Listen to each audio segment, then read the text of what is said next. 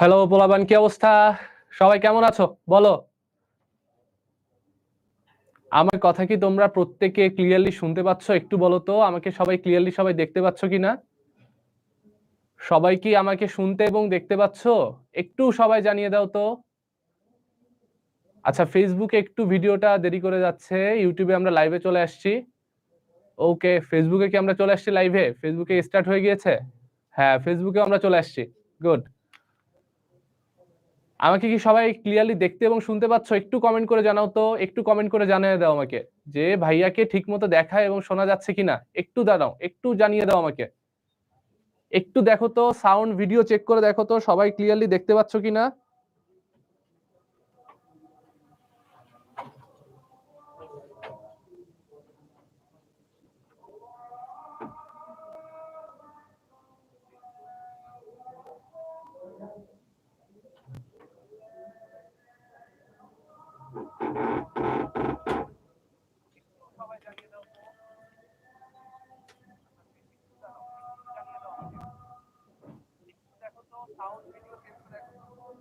আমাকে কি শোনা যাচ্ছে? একটু জানাও তো, আমি একটু চেক করতেছি সাউন্ডটা। একটু একটু বলো, দ্রুত দ্রুত, ফাস্ট।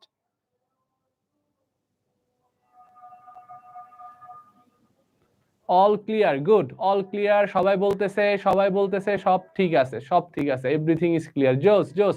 আচ্ছা, সাউন্ড কম বলতেছে। ভাইয়া সাউন্ড তো ঠিক আছে না? সাউন্ড ঠিক আছে না একটু বলো তো। সাউন্ড তো ঠিক থাকার কথা, আমি তো কেবল চেক করলাম। ঠিকই আছে তো? ঠিকই আছে তো? যাদের একটু সমস্যা হচ্ছে তারা একটু একটু বের হয়ে যাও বা রিফ্রেশ করো, রিফ্রেশ করে আবার জয়েন করো। ঠিক আছে? যাদের সমস্যা হচ্ছে তারা একটু বের হয়ে যাও, বের হয়ে আবার জয়েন করে ফেলো। ঠিক আছে ভাইয়া? ওকে ওকে ওকে, সবাই বলতেছে অল ক্লিয়ার, অল ক্লিয়ার। জোস জোস জোস, সাউন্ড ক্লিয়ার। সেই যাদের একটু সমস্যা হচ্ছে তোমরা কি করবা? তোমরা একটু ফেসবুক থেকে বা ইউটিউব থেকে যাদের শুনতে সমস্যা হচ্ছে একটু বের হয়ে যাবা, যে একটু রিফ্রেশ করবা, করে আবার চলে আসবা। ঠিক আছে? সেই ওকে। তারপর বলো, আজকে আমাদের একাডেমিক প্রোগ্রাম শুরু হইলো, তাই না? আমাদের 2025 এর প্রথম কেমিস্ট্রি ক্লাস। এর আগে তো মনে হয় না আর কারোর সাথে কেমিস্ট্রি ক্লাস হইছে। হয় নাই তো। আমার সাথেই তোমাদের প্রথম যাত্রা শুরু হচ্ছে আমাদের বিউটিফুল কেমিস্ট্রির নতুন একটা জগতে, যেখানে শুধু থাকবে কেমিক্যাল রিঅ্যাকশন এন্ড কেমিস্ট্রির সুন্দর সুন্দর বিউটিফুল ছোট্ট ছোট্ট কনসেপ্ট। ঠিক আছে? সো প্রথমে বলো সবাই কি অবস্থা, কেমন আছো? একটু বলো তো কেমন আছো? কেমন আছো তোমরা সবাই? একটু কমেন্টে জানাও কেমন আছো। একটু জানাও তো সবাই, কি অবস্থা তোমাদের? রেজাল্ট টেজাল্ট তো সব হয়ে গেল, কি দিয়ে কি অবস্থা তোমাদের, কেমন কি আছো একটু তো জানা দরকার সবার, তাই না? কি অবস্থা? আচ্ছা, এফবি তে সাউন্ড লো হইতে পারে, ঠিক আছে? একটু তোমরা সমস্যা হইলে আবার বের হও, বের হয়ে আবার জয়েন করো। ঠিক আছে? ঠিকঠাক থাকবে, কোনো সমস্যা হবে না। আমি তো চেক করলাম, আমি চেক চেক করলাম, প্যারা নাই। আচ্ছা, তানিয়া বলতেছে কেমিস্ট্রি ভয় লাগে। আরে বাবা, কেমিস্ট্রি কি কোনো দৈত্য বা দানব যে ভয় লাগবে? কেমিস্ট্রি ভয় লাগার কোনো কিছু নাই। চিল চিল চিল, সবকিছু পানি পানি হয়ে যাবে, বুঝছো? সবকিছু পানি পানি হয়ে যাবে। ফুয়াদ সরকার জিজ্ঞেস করছে কেমন আছেন ভাইয়া? ভালো আছি। তোমার কি অবস্থা ফুয়াদ, বলো কেমন আছো, তুমি কেমন আছো? সেই একজন বলছে রাফা ঝাঁকানাকা আছি। সেই সেই, এই তো এরকম চিল থাকতে হবে। ক্লাস করতে আসবো একটা সেই এনার্জি নিয়ে, একটা এনার্জেটিক ক্লাস হবে, একটা সেই এনার্জি নিয়ে ক্লাস ক্লাস করে যাব। জটিল কনসেপ্ট গুলা পানি পানি ইজি হয়ে আমাদের ক্লাস থেকে আমরা বের হব। ঠিক আছে না?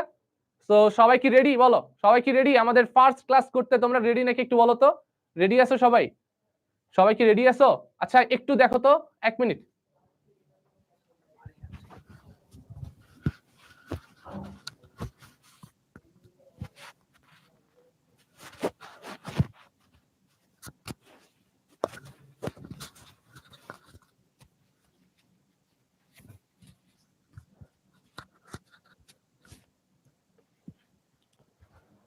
আচ্ছা ভাইয়ারা, এখন এখন একটু সাউন্ডটা দেখো, এখন একটু সাউন্ডটা দেখো তো। যারা বলতেছিল সাউন্ড কম, সাউন্ডটা এখন আবার একটু আমরা ঠিক করলাম। একটু দেখো তো এখন কি অবস্থা।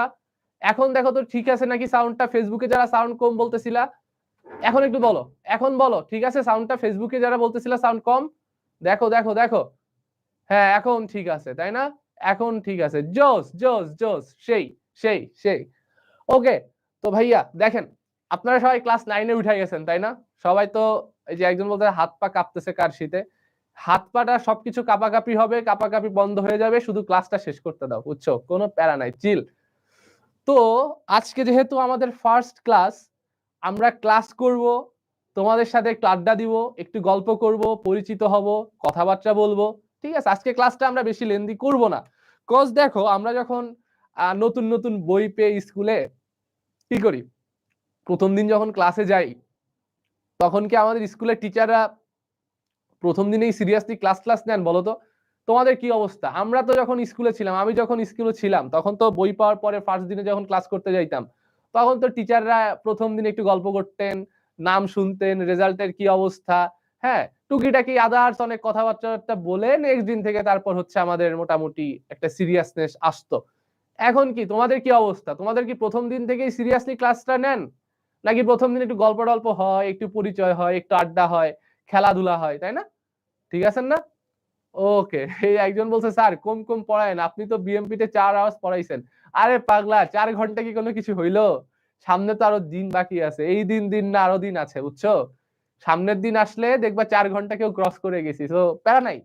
4 ঘন্টার রেকর্ডও আমরা ভাঙবো, তোমাদেরকে সাথে নিয়ে 4 ঘন্টার রেকর্ড ভাঙবো। সো চিল চিল।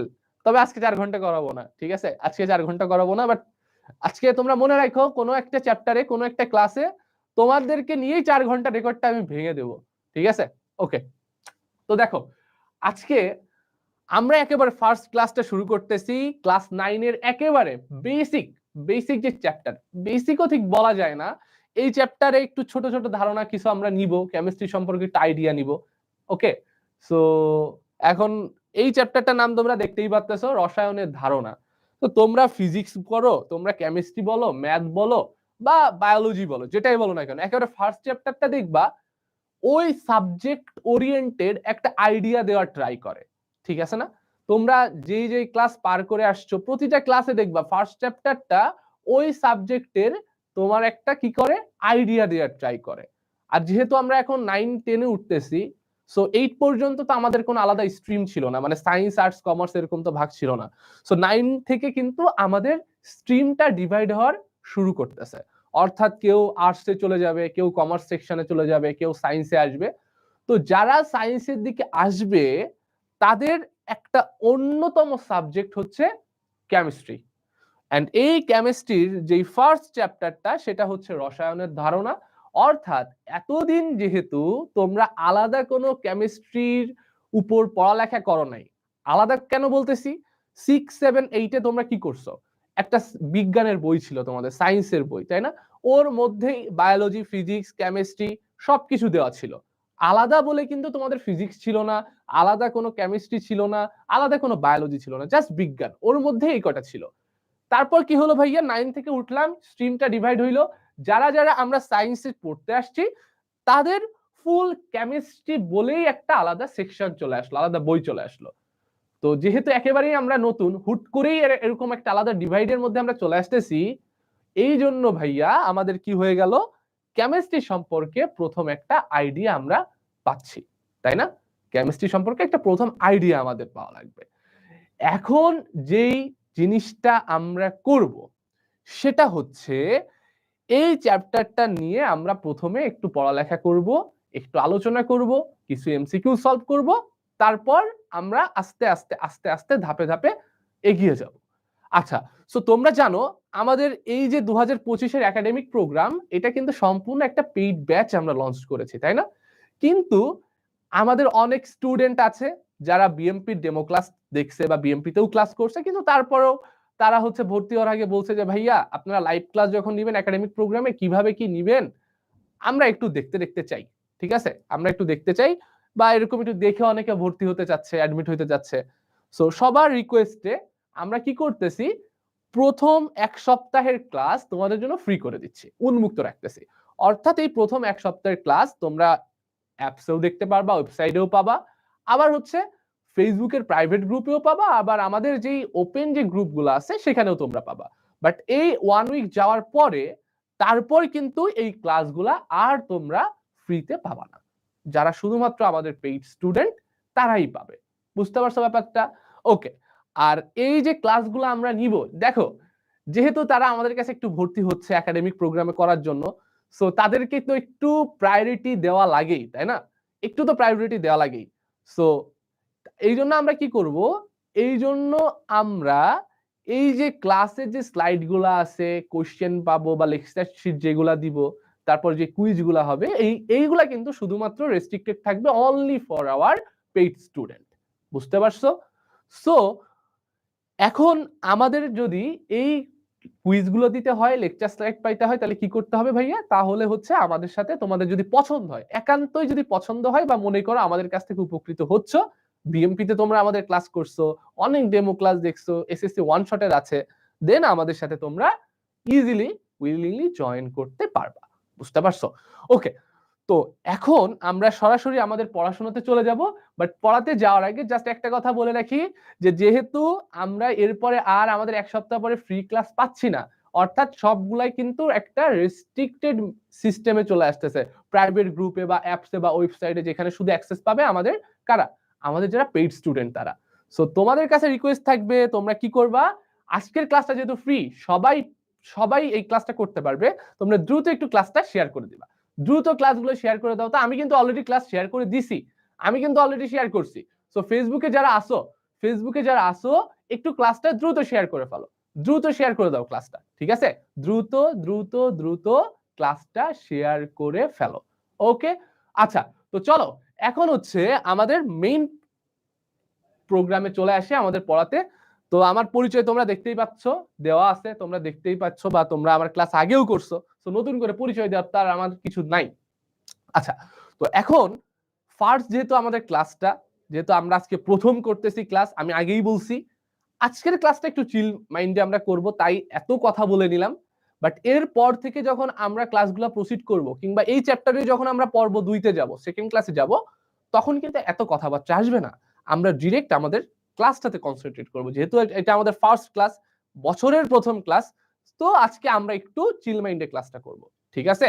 ওকে, তো দেখো ফার্স্টেই আছে হচ্ছে তোমার রসায়নের পরিচিতি। রসায়নের পরিচিতি, এখন ভাইয়া কেমিস্ট্রি বলতে অ্যাকচুয়ালি আমাদের মধ্যে অনেকে মনে করে যে শুধুমাত্র ভাইয়া হচ্ছে বিক্রিয়া বুঝায়, কিছু রিয়াকশন আছে, কঠিন কঠিন কিছু কনসেপ্ট আছে, এটাই মানে হচ্ছে কেমিস্ট্রি। বাট ব্যাপারটা এরকম না, তাহলে ভাইয়া কেমিস্ট্রি বলতে অ্যাকচুয়ালি কি বোঝানো হয়? কেমিস্ট্রি বলতে তোমাকে শুধুমাত্র কিন্তু গুটিকত রিয়াকশন দ্বারা বোঝানো হচ্ছে না। তুমি যদি তোমার ডেইলি টু ডেইলি লাইফ দেখো, তোমার সকালবেলা ঘুম থেকে ওঠা থেকে শুরু করে ঘুমোতে যাওয়া পর্যন্ত প্রত্যেকটা জায়গায় তোমার কিন্তু কেমিস্ট্রির কন্ট্রিবিউশন আছে, প্রত্যেকটা জায়গায়। একটা উদাহরণ দেন ভাইয়া, যেমন ধরো তুমি সকালবেলা উঠে কি করো, তুমি তোমার দাঁত ব্রাশ করতেছো, সকালবেলা উঠে তুমি দাঁত ব্রাশ করতেছো। তো দাঁত ব্রাশ যখন তুমি করো, তখন সেখানে কি ইউজ করতেছো? পেস্ট ইউজ করতেছো, রাইট? পেস্ট ইউজ করতেছো। এখন ওই পেস্টটা কিভাবে তৈরি হয়েছে, তার কেমিক্যাল ফর্মুলা কি, ওইখানে কোন কোন কেমিক্যাল কম্পাউন্ড আছে, এইগুলা কিন্তু খুবই গুরুত্বপূর্ণ একটা বিষয়। এবং আরো একটা ব্যাপার আছে, সেটা হচ্ছে ওই পেস্টের কিন্তু নির্দিষ্ট একটা পিএইচ মেইনটেইন করা লাগে। ওই পিএইচ এর যদি এদিক ওদিক হয়, তাহলে কিন্তু সেইটা আমাদের স্কিনের জন্য বা আমরা যে দাঁতে ইউজ করতেছি সেটার জন্য ক্ষতিকর হইতে পারে। তারপর দেখো অনেকে, যে আমাদের শীতকাল যাচ্ছে, তাই না, আমরা কি ইউজ করি, অনেক ক্রিম ইউজ করি, বডি লোশন ইউজ করি, তারপর হচ্ছে আমরা সাবান ইউজ করি। এই প্রত্যেকটা দ্রব্যের কি আছে বলতো ভাইয়া? প্রত্যেকটা দ্রব্য নির্দিষ্ট কিছু কেমিক্যাল দিয়ে তৈরি, এই কেমিক্যাল গুলোর আবার নির্দিষ্ট কিছু পিএইচ মেইনটেইন করতে হয়। তো এখন মনে করো তোমার যদি এই পিএইচ কিংবা কেমিক্যাল ফর্মুলা বা কেমিক্যাল কম্পাউন্ডে যদি এদিক ওদিক হয়ে যায়, কিংবা কোনোটা বেশি বা কোনোটা কম যদি মেশাও, তাহলে কিন্তু সেটা তোমার জীবনের জন্য, তোমার স্কিনের জন্য অনেক বেশি একটা বিপদ ডেকে নিয়ে আসতে পারে। তারপর ধরো আমরা আমাদের যখন রোগ হয় আমরা কি খাই? আমরা বিভিন্ন মেডিসিন নিই। এই মেডিসিন তৈরির পেছনেও কিন্তু কেমিস্ট্রির কন্ট্রিবিউশন আছে। সো তুমি যদি চিন্তা করো তোমার বডির কথা, তোমার আদার্স ডে টু ডে লাইফের কথা, প্রত্যেকটা জায়গায় কেমিস্ট্রি কিন্তু সুন্দর মতো ইনভলভ। এছাড়াও তুমি যদি আমাদের বডির মেকানিজম যাও, তোমাদের ভাইয়ারা দেখবা, বায়োলজির ভাইয়ারা কয়েকদিন পরে হচ্ছে তোমাদের শ্বসন পড়াবেন, হ্যাঁ, পরিপাকতন্ত্র পড়াবেন, দেখবা ওইখানে অনেক বিভিন্ন ধরনের এনজাইমের নাম আসতেছে, অনেক কিছু রিয়াকশন আসতেছে। তো সবকিছুই আলটিমেটলি তোমার এই কেমিস্ট্রির মধ্যে কি হচ্ছে ভাইয়া? এই কেমিস্ট্রির মধ্যেই হচ্ছে তোমার সবকিছু অন্তর্গত। বুঝতে পারছো? তো আলটিমেটলি কেমিস্ট্রি বলতে কিন্তু আমরা শুধুমাত্র যে কিছু রিয়াকশন বা মুখস্থ করা, এই যে ভাই H2+O2 এটা পানি হয়, হ্যাঁ N2+H2L অ্যামোনিয়া হয়, ব্যাপারটা শুধুমাত্র এরকম না। অনেকেই যে কমেন্ট করলা ভাই কেমিস্ট্রি বলতে আমার অনেক কঠিন লাগে, এই লাগে সেই লাগে, বাট তুমি যদি এই জিনিসগুলো রিয়েলাইজ করতে পারো, তুমি যদি ফিল করতে পারো, দেন ভাইয়া কেমিস্ট্রির মতো ইজি সাবজেক্ট তোমার কাছে আর নাই। বাট তোমার কি করতে হবে? তোমার এই জিনিসগুলো আগে রিয়েলাইজ করতে হবে, তোমাকে আগে ফিল করতে হবে কিভাবে তোমার দেশ বডির সাথে, তোমার জীবনের সাথে কেমিস্ট্রি ইনভলভ। এন্ড এই জিনিসগুলা তোমাকে ফিল করানোর জন্যই বা একটু আইডিয়া দেওয়ার জন্যই আমরা এই কি করব ফার্স্ট চ্যাপ্টারটা পড়তেছি। আচ্ছা, অনেকে কমেন্ট করতেছো ভাইয়া পিএইচ কি, পিএইচ কি, পিএইচ কি। হ্যাঁ ভাই, আমরা জানবো পিএইচ কি, আমরা জানবো পিএইচ কি, এত ব্যস্ত হওয়ার তো কোনো কিছু নাই, আমরা সবকিছু জানবো, চিল, আমরা সবকিছু জানবো, জাস্ট একটু ওয়েট করো, একটু ওয়েট করো। একজন লিখছে পিএইচ ইকুয়াল টু পরিমাণ অফ হাইড্রোজেন, না ভাই ভুল, মহসিন তুমি এটা ভুল লেখা দিচ্ছ, পিএইচ মানে পরিমাণ অফ হাইড্রোজেন না, বুঝছো? সো এটা কি জিনিস আমরা আস্তে আস্তে পড়বো, একটু ওয়েট করো, ঠিক আছে, একটু ওয়েট করো। আচ্ছা, এখন দেখো আমাদের প্রথমে আছে হচ্ছে রসায়নের পরিচিতি। এখন এই যে রসায়নের পরিচিতি যদি আমরা জানতে চাই, তো এই কেমিস্ট্রি কিন্তু আলটিমেটলি বিজ্ঞানের একটা অংশ, একটা পার্ট। তুমি যদি একেবারে প্রাচীন যুগের কথা চিন্তা করো, যখন হচ্ছে মানুষজন জামা কাপড় পরতো না, কিংবা হচ্ছে তোমার যে গাছের বাকল পাতা এগুলা পইরা ঘুরে বেড়াতো, মানুষ আগুন জ্বালাতে পারতো না। সো সেই টাইমটার সাথে এই যে এখন আমরা অনলাইনে বসে ক্লাস করতেছি, এই দুইটা টাইমের মধ্যে একটা হিউজ ডিফারেন্স আছে না? হিউজ ডিফারেন্স আছে, অনেক কিছু চেঞ্জ হয়েছে, অনেক কিছু ডেভেলপ হয়েছে, রাইট? এন্ড এই ডেভেলপমেন্টের জন্যই কিন্তু আজকে আমরা অনলাইনে ক্লাস করতে পারতেছি। আমি এইখানে স্টুডিওতে ক্লাস নিচ্ছি, তোমরা ঘরের মধ্যে বসেই ক্লাস করতে পারতেছো। কেউ হয়তো যশোরে থাকো, কেউ বাগেরহাটে থাকো, কেউ ঢাকায় থাকো, কেউ নড়াইল থাকো, কেউ কুষ্টিয়া থাকো, বাট সবাই কিন্তু আমার ক্লাস একই টাইমে করতে পারতেছো। রিজন কি? রিজন হচ্ছে ভাইয়া এই যে বিজ্ঞানের অগ্রগতি। সো এই বিজ্ঞানেরই একটা পার্টই হচ্ছে তোমার কেমিস্ট্রি। আমি যদি মোটা দাগে বিবেচনা করতে চাই, মোটা দাগে যদি আমি বিবেচনা করি, তাহলে কি দেখা যাবে দেখো তো, মোটা দাগে যদি আমি বিবেচনা করি তাহলে তাহলে হচ্ছে এই যে কেমিস্ট্রি আছে বা বিজ্ঞান আছে, এই যে বিজ্ঞান আছে, এই বিজ্ঞানের আমরা তিনটা ইউজুয়ালি মেইন জিনিস পাই, বুঝছো? প্রথমটা যদি বলি রসায়ন,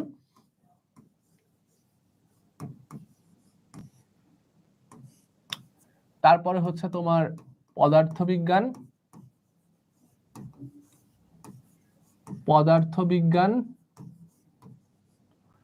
তারপরে হচ্ছে তোমার জীববিজ্ঞান,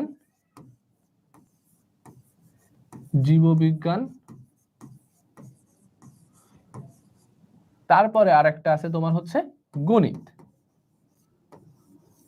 মোটা দাগে যদি ভাগ করি তাহলে বিজ্ঞান বলতে এই চারটা পার্ট আমাদের কাছে চলে আসে মোটা দাগে ভাগ করলে। এর মধ্যে আরো আরো আরো আরো অনেক সূক্ষ্ম সূক্ষ্ম সূক্ষ্ম সূক্ষ্ম আরো অনেক জিনিসপাতি আছে, ওইগুলো আমরা পরে জানবো, ওইগুলো নিয়ে প্যারা নাই, ঠিক আছে? তো আমাদের মেইন আলোচনা হবে হচ্ছে আজকের এই রসায়নটা নিয়ে, এই রসায়নটা নিয়ে। তো প্রথমে দেখো, প্রথম যে কথাটা, এই যে বিজ্ঞান কি, এগুলা তোমরা জানো, তোমরা পড়ে আসছো যে বিজ্ঞান হলো মানব জাতির পদ্ধতিগত নিয়ম কানুন ধারাবাহিক প্রচেষ্টা, যার দ্বারা প্রকৃতিকে নিয়ন্ত্রণ করে নিজেদের কল্যাণে কাজে লাগানো। তুমি যদি চিন্তা করতে চাও ভাইয়া এই যে প্রকৃতিকে নিয়ন্ত্রণ করে মানুষের কল্যাণে কাজে লাগানো, এই কথাটা কি বোঝানো হচ্ছে একটু দেখো, আমরা লাইনটা একটু বুঝি, একটু লাইনটা বুঝি। প্রকৃতিতে নিয়ন্ত্রণ করে, প্রকৃতিকে নিয়ন্ত্রণ করে, প্রকৃতিকে নিয়ন্ত্রণ করে নিজেদের কল্যাণে কাজে লাগানো, এই জিনিসটাতে কি বোঝানো হচ্ছে ভাইয়া? এই জিনিসটাতে কি বোঝানো হচ্ছে একটু চিন্তা করো তো। আমরা বায়ুকে কাজে লাগাচ্ছি না টারবাইন ঘোরানোর জন্য, টারবাইন ঘোরাচ্ছি না, তাহলে দেখো আগে আমরা বায়ুকে কিভাবে কাজে লাগাইতে পারতাম আমরা কিন্তু জানতাম না। তারপর যদি তুমি চিন্তা করো আগুন, আগুন একটা প্রকৃতির খুব ইম্পর্টেন্ট একটা পার্ট। সো এই আগুন কিভাবে জ্বালাইতে হয়, কিভাবে মানব জাতির জন্য কাজ করতে হয়, এটা কিন্তু আমাদের বিজ্ঞান শেখাচ্ছে। আমাদের বিজ্ঞান এটা শেখাচ্ছে যে আগুনের মাধ্যমে আমরা কি কি কি কি কাজগুলা করতে পারি, আমরা বায়ুকে কিভাবে নিয়ন্ত্রণ করে টারবাইন ঘুরাইতে পারি, কিভাবে আমরা সমুদ্র বা নদীর বিভিন্ন জলধারাকে আমরা কাজে লাগিয়ে বিদ্যুৎ উৎপাদন করতে পারি। ঠিক আছে, সো এই সবকিছু আমাদের কে শেখাচ্ছে? সবকিছু আমাদের শেখাচ্ছে হচ্ছে বিজ্ঞান। তারপরে ধরো এই যে ইন্টারনেটের মাধ্যমে আমরা ক্লাস করতেছি, এটাও কিন্তু বিজ্ঞানের একটা অন্যতম কন্ট্রিবিউশন, একটা ভালো অবদান তুমি বলতে পারো, সাফল্য, যেটা যদি না হইতো আমরা কিন্তু আজকে এখানে ক্লাস করতে পারতাম না। ঠিক আছে, তো এখন দেখো আমরা তো দেখলাম আগে স্লাইডে যে বিজ্ঞানের যে 4টা শাখা তার মধ্যে আজকে আমরা পড়তেছি রসায়ন নিয়ে। তো এখন কোশ্চেন জাগবে, ভাই কেমিস্ট্রি অ্যাকচুয়ালি কি, রসায়নটা কি? তো দেখো তোমরা, আমি আগেই বলছি আজকে একেবারে বেসিক টাইপের কিছু ক্লাস হবে, একেবারে বেসিক টাইপের কিছু ক্লাস হবে। আচ্ছা, এই যে একজন বলছে নেচারকে কন্ট্রোলও করা যায়, শিলারানী সরকার। আচ্ছা দেখো, নেচারকে কন্ট্রোল করা বলতে আমরা অ্যাকচুয়ালি বোঝাচ্ছি আমরা তো আমাদের জন্ম মৃত্যু এগুলো থেকে আমরা অবশ্যই কন্ট্রোল করতে পারি না, এগুলো তো আমাদের নিয়ন্ত্রণের বাইরে, তাই না? কারণ এগুলো তো সৃষ্টিকর্তা প্রদত্ত, আমরা তো সৃষ্টিকর্তার উপরে কিছু করতে পারি না। কিন্তু এই যে ছোট ছোট আরো যে ব্যাপারগুলো আছে, যে যেমন বায়ু প্রবাহ, পানি প্রবাহ, এইগুলাকে আমরা কি করতে পারি? এইগুলাকে আমরা নিজেদের কল্যাণে ব্যবহার করতে পারি, কল্যাণে ব্যবহার করতে পারি। এবং ওই ব্যবহার করার জন্য আমাদের কিছু সিস্টেম দরকার, কিছু মেথড দরকার। এন্ড ওই সিস্টেম, ওই মেথড গুলোকে বলা হচ্ছে আলটিমেটলি সায়েন্স, বিজ্ঞান। ওই মেথড, ওই সিস্টেম গুলাকে আমরা বলতেছি সায়েন্স, যেগুলাকে কাজে লাগায় ওই জিনিসপাতি গুলাকে আমরা কন্ট্রোল করতেছি, বায়ু প্রবাহকে কন্ট্রোল করতেছি, পানি প্রবাহকে কন্ট্রোল করতেছি, এন্ড সেটাকে আমাদের উদ্দেশ্যে, আমাদের ভালোর দিকে আমরা কি করতেছি, ক্লাস করতেছি। বুঝছো? বোঝা গেছে? এখন কাহিনী হচ্ছে এই যে রসায়ন বা কেমিস্ট্রি, এই কেমিস্ট্রি আসলে জিনিসটা কি? তোমাদের আগেও বলছি যেহেতু একেবারে ফার্স্ট ক্লাস 9-এ তোমরা নতুন ভাবে কেমিস্ট্রিকে শিখতেছো, সো আগে আমরা ফার্স্টে জানবো কেমিস্ট্রি জিনিসটা আসলে কি। তো দেখো এখানে বলাই আছে বিজ্ঞানের যে শাখায় মৌল বা মৌলিক পদার্থের সমন্বয়ে গঠিত যৌগ বা যৌগিক পদার্থের সংযুক্তি, গঠন, প্রকৃতি, ধর্ম, ব্যবহার ইত্যাদি এবং বস্তু সমূহের পারস্পরিক রূপান্তর এবং রূপান্তর কালে শক্তির শোষণ ও নিঃসরণ আলোচনা করা হয়, তাকে রসায়ন বলা হয়। তার মানে তোমরা যারা মনে করতা কেমিস্ট্রি মানে আর কিছুই না, কতগুলো বিক্রিয়া বা কতগুলো রিঅ্যাকশনের সমষ্টি, তারা পুরোপুরি ভুলের সমুদ্রে বাস করছো, তারা পুরোপুরি ভুলের সমুদ্রে বাস করছো। অর্থাৎ কেমিস্ট্রি মানে শুধুমাত্র গুটি কতক রিঅ্যাকশন না, শুধুমাত্র রিঅ্যাকশন বা বিক্রিয়া দ্বারা আমরা কেমিস্ট্রিকে ডিফাইন করতে পারবো না। এই যে ধর মনে করো এই যে একটা আমার আছে, কি আছে, একটা পেন আছে তোমার সামনে, তুমি যে ক্লাসটা করতেছো কিসে করতেছো? হয় ল্যাপটপে করতেছো, নয় ফোনে করতেছো, তাই না? তারপর ধরো হাতে আমার কাছে আর একটা রিমোট আছে, এই যে আমি ঘড়ি পরে আছি, এই যে আমি জ্যাকেট পরে আছি, আমরা যে জামা কাপড় পরে থাকি, পোশাক পরিধান করে থাকি, এই প্রত্যেকটা ব্যাপারে কেমিস্ট্রি লুকায় আছে। কেন লুকায় আছে ভাইয়া? কারণ তুমি যদি প্রত্যেকটা জিনিসকে ভাঙতে থাকো, ডিভাইড করতে থাকো, then you can get some molecules, some atoms. বুঝতে পারছো ব্যাপারটা? তুমি এইগুলাকে ভাঙলে মলিকিউল পাবা, পরমাণু পাবা, অণু পাবা, কিছু কণিকা পাবা, এন্ড এটা লাস্ট স্টেজে যায় তুমি electron, proton, neutron and others কিছু অস্থায়ী কণিকাও পাবা। আমরা পড়বো, আস্তে আস্তে পড়বো। তার মানে শুধুমাত্র রিঅ্যাকশন না, একটা যৌগ বা একটা পদার্থ কিভাবে তৈরি হচ্ছে, কিভাবে সে কাজ করে, ওই পদার্থ বা ওই যৌগটাকে কিভাবে আমি মানুষের উপকারের জন্য ইউজ করতে পারি, ওই পদার্থটা যদি টক্সিক হয়, বিষাক্ত হয়, তাহলে কিভাবে সেটাকে আমি অপসারণ করতে পারি, পরিবেশ থেকে সরাই দিতে পারি, কিভাবে ওই টক্সিক সাবস্টেন্সটাকেই আমি আমার হিউম্যান ওয়েলবিং এর জন্য, আমার মানব কল্যাণের জন্য ব্যবহার করতে পারি, সেটাকে কনভার্ট করতে পারি, সবকিছু আলোচনা করা হয় এই কেমিস্ট্রির মানুষ মাধ্যমে। বুঝতে পারছো ব্যাপারটা? তারপর মনে করো ওই যে তোমরা রূপপুর পারমাণবিক বিদ্যুৎ কেন্দ্রের কথা শুনছো না, রূপপুর পারমাণবিক বিদ্যুৎ কেন্দ্র। তো ওই যে রূপপুর পারমাণবিক বিদ্যুৎ কেন্দ্র, ওই পারমাণবিক যে কোনো রিঅ্যাকশন যখনই হবে তোমরা পড়বা, সেখানে কিন্তু প্রচুর প্রচুর পরিমাণে বিষাক্ত পদার্থ তৈরি হয়, টক্সিক সাবস্টেন্স তৈরি হয়। তাহলে ওই টক্সিক সাবস্টেন্স গুলাকে আমি কিভাবে অপসারণ করতে পারি, কিংবা ওই রূপপুর বিদ্যুৎ কেন্দ্রে কি এমন রিঅ্যাকশন আমরা ঘটাইতে পারি, বা কি এমন সিস্টেম চলতেছে যার মাধ্যমে আমি একটা কন্টিনিউয়াস ইলেকট্রিসিটি তৈরি করতে পারি, ওইখানে কি সিস্টেম চলতেছে বা কোন মেথডে ওইখানে বিদ্যুৎ তৈরি হচ্ছে, সবকিছুই আলটিমেটলি এক্সপ্লেইন করা পসিবল কেমিস্ট্রির মাধ্যমে। তুমি যদি এই বেসিক গুলা না জানো, দেন তুমি আসলে জীবনের অনেক বড় একটা পার্ট থেকে বঞ্চিত হবা। তাহলে আমাদের লাইফে কেমিস্ট্রি সম্পর্কে জানা কতটা বেশি ইম্পর্টেন্ট তুমি কি বুঝতে পারছো? তুমি কি বুঝতে পারছো বলো? কেমিস্ট্রি সম্পর্কে জানা আমাদের যে কত বেশি ইম্পর্টেন্ট তোমরা কি বুঝতে পারতেছো? সো এই জন্য আমরা যখন ক্লাস 9 বা 10-এ উঠি তখন আমাদের কি করা হয় ভাইয়া, আলাদা আলাদা আলাদা ভাবে এক একটা সেকশন করে দেওয়া হয়, কেমিস্ট্রি, ফিজিক্স, ম্যাথ, বায়োলজি, যেন আমরা প্রতিটা সাবজেক্টের বেসিক প্রপার্টিজ গুলা ভালো মতো বুঝতে পারি। এই রিজন গুলোর জন্যই, কারণ প্রতিটা সাবজেক্টের এরকম সুন্দর সুন্দর সুন্দর সুন্দর কিছু বিউটিফুল অ্যাপ্লিকেশন আছে। ওকে, এখন দেখো আমরা যদি চলে আসি একটু পড়াশোনায়, তাহলে ফার্স্টে আমরা যে জিনিসটা দেখব, দেখো প্রথমে আমরা যে জিনিসটা দেখব সেটা হচ্ছে আমাদের একটা টপিক নিয়ে জানতে হবে, সেটা হচ্ছে হাইড্রোকার্বন। প্রথমে আমরা কি জানবো, একটা কথা, একটা টার্ম আমাদের জানা লাগবে, সেটা কি জানতে হবে ভাইয়া? জানতে হবে হচ্ছে হাইড্রোকার্বন। আচ্ছা, হলুদ কালিতে লিখলে তোমরা মেবি ভালো বুঝতে পারবা না, আমি তো ব্ল্যাকে চলে যাই। তো ফার্স্টে আমরা জানবো হচ্ছে হাইড্রোকার্বন। হাইড্রোকার্বন,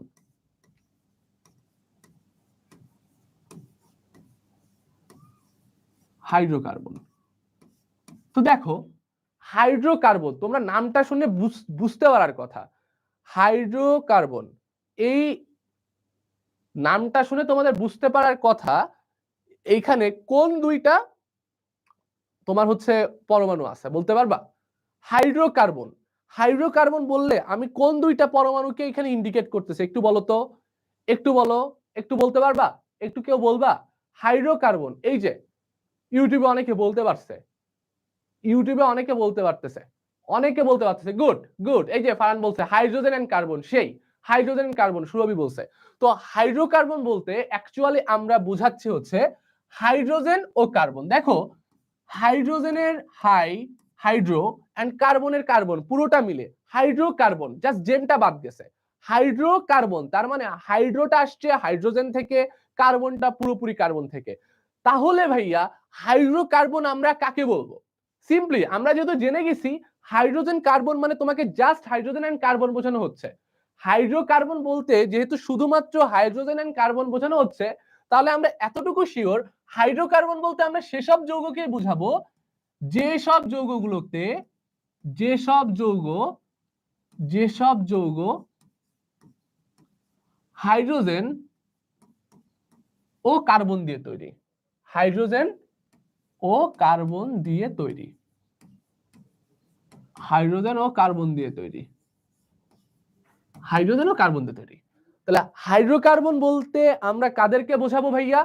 হাইড্রোকার্বন বললেই আমরা কাদেরকে বুঝাবো? হাইড্রোকার্বন বললেই আমরা বুঝে ফেলবো এরকম কোন একটা যৌগ বলতেছে যে যারা হাইড্রোজেন আর কার্বন দিয়ে তৈরি, এরকম যৌগ সমূহ। ওকে, এন্ড তুমি যদি এই হাইড্রোকার্বন জাতীয় পদার্থকে পোড়াও, কি করো ভাইয়া? হাইড্রোকার্বন জাতীয় পদার্থকে পোড়াও বা দহন করো, পোড়াও বা দহন করো, দহন করো, তাহলে আমার কি তৈরি হইতে পারবে? একটু দেখো, তাহলে আমার কি তৈরি হইতে পারবে? এইটা হচ্ছে তোমার সেই হাইড্রোকার্বন, এইটা তোমার সেই হাইড্রোকার্বন। এখন কথা যেটা ভাইয়া, একটু মনোযোগ দাও, এই যে হাইড্রোকার্বনকে যদি আমরা পোড়াই তাহলে কি তৈরি হইতে পারে? এই যে পোড়ানো, পোড়ানো বলতে কি বোঝানো হচ্ছে? পোড়ানো বলতে কি বোঝানো হচ্ছে বলতে পারবা? পোড়ানো বলতে কার সাথে রিয়াকশন করাইতে হবে বলো তো? আমরা যদি দহন বলি বা পোড়ানো বলি তাহলে কার সাথে রিয়াকশন করতে হবে? আমরা যদি কোনো কিছু পোড়ানো বা দহন বলি, পোড়ানো বা দহন বলি, তাহলে কার সাথে রিয়াকশন করতে হবে বলো তো? এই যে ফেসবুকে যারা আসো তোমরা হচ্ছে কাজের থেকে অকাজের কমেন্ট করো বেশি, বুঝছো? ইউটিউবে একেবারে কিন্তু পুরো সবাই খুব সিনসিয়ারলি ক্লাস করতেছে, খুব কনসেন্ট্রেটেড ওরা। সো ফেসবুকে যারা ক্লাস করতেছো একটু মনোযোগ দাও, একটু মনোযোগ দাও, একটু কনসেন্ট্রেশন দাও, বুঝছো? ক্লাসের আমরা ফার্স্ট ক্লাস করতেছি, একটু অ্যাটেনটিভ দিয়ে ক্লাসটা, অ্যাটেনশন দিয়ে ক্লাসটা করার ট্রাই করো। ইউটিউবে অনেক ভালো কমেন্ট করতেছে এন্ড সবাই অনেক বেশি অ্যাটেনটিভ, জোস, অক্সিজেন। তাহলে কোনো কিছু দহন বলতেই আমরা বোঝাবো ওইখানে রিয়াকশনটা করতে হবে হচ্ছে অক্সিজেনের সাথে। এখন কথাটা হচ্ছে এই দহন আবার দুই প্রকারের হইতে পারে। এই দহন আবার কয় প্রকারের হইতে পারে ভাইয়া? এই দহন আবার দুই প্রকারের বলতে পারে। তো এটাকে আমরা কি বলবো? এইটাকে আমরা বলবো হচ্ছে দহন। দহন কার দহন? কার দহন? হাইড্রোকার্বনের দহন। সো তুমি এখান থেকে যে কোনো কিছুর সাথে অক্সিজেন যোগ করলে সেটা দহন হবে। তো যেহেতু আমি হাইড্রোকার্বনের সাথে অক্সিজেন দিচ্ছি, তো এটা হচ্ছে হাইড্রোকার্বনের দহন। এখন এই দহনটাকে আমি আবার দুই ভাগে ভাগ করতে পারি। এই দহনটাকে আমি আবার কয় ভাগে ভাগ করতে পারি ভাইয়া? দুই ভাগে ভাগ করতে পারি। এক নাম্বার হচ্ছে সম্পূর্ণ দহন। এক নাম্বার হচ্ছে সম্পূর্ণ দহন, আর দুই নাম্বারটা হচ্ছে অসম্পূর্ণ দহন বা আংশিক দহন। অসম্পূর্ণ দহন বা আংশিক দহন। তাহলে এক নাম্বারটা হচ্ছে সম্পূর্ণ দহন, আর দুই নাম্বারটা হচ্ছে অসম্পূর্ণ দহন বা আংশিক দহন, যেটাই থাকতে পারে। তাহলে কি বললাম? সম্পূর্ণ বা পূর্ণ বা পরিপূর্ণ দহন, দ্বিতীয়টা হচ্ছে অসম্পূর্ণ বা আংশিক দহন। যে কোনো শব্দই তোমাকে এখানে মেনশন করা থাকতে পারে। বুঝতে পারছো? তো এখন কাহিনীটা হচ্ছে ভাইয়া, সম্পূর্ণ দহন যদি হয়, আমরা কিন্তু হাইড্রোকার্বনের দহনতে বোঝাচ্ছি। হাইড্রোকার্বনের দহন মাথায় রাখো, হাইড্রোকার্বনের দহন। তাহলে যদি হাইড্রোকার্বনটা সম্পূর্ণ দহন হয় ভাইয়া, তাহলে তোমার এখানে কি কি তৈরি হইতে পারে? কার্বন ডাই অক্সাইড তৈরি হইতে পারে, কার্বন ডাই অক্সাইড তৈরি হইতে পারে। তারপর হচ্ছে জলীয় বাষ্প তৈরি হইতে পারে, জলীয় বাষ্প তৈরি হইতে পারে। আর কি তৈরি হইতে পারে ভাইয়া? আর হচ্ছে তোমার তাপ তৈরি হইতে পারে, তাপ তৈরি হইতে পারে। আর অসম্পূর্ণ দহনটা হলে কি হবে ভাইয়া? অসম্পূর্ণ দহন হলে কি হবে? অসম্পূর্ণ দহন হলে হবে হচ্ছে জাস্ট কার্বন ডাই অক্সাইডের জায়গায় এখানে চলে আসবে কার্বন মনোক্সাইড। Carbon monoxide. তাহলে এখানে কি হবে? কার্বন মনোক্সাইড প্লাস তাপ। এখন ভাইয়া সম্পূর্ণ দহন আর অসম্পূর্ণ দহন বলতে কি বোঝাচ্ছেন? সম্পূর্ণ দহন এন্ড অসম্পূর্ণ দহন বলতে আপনি কি বোঝাচ্ছেন? সম্পূর্ণ দহন বলতে বোঝানো হচ্ছে, সম্পূর্ণ দহন বলতে তোমাকে বোঝানো হচ্ছে যে এখানে এখানে তোমার হচ্ছে অক্সিজেনের পর্যাপ্ত উপস্থিতি আছে। অক্সিজেনের পর্যাপ্ত উপস্থিতি আছে, পর্যাপ্ত উপস্থিতি আছে, উপস্থিতি আছে। আর যদি অক্সিজেনের পর্যাপ্ত উপস্থিতি না থাকে, অক্সিজেনের পর্যাপ্ত উপস্থিতি না থাকে, সেটা হচ্ছে অসম্পূর্ণ দহন। পর্যাপ্ত উপস্থিতি থাকবে না,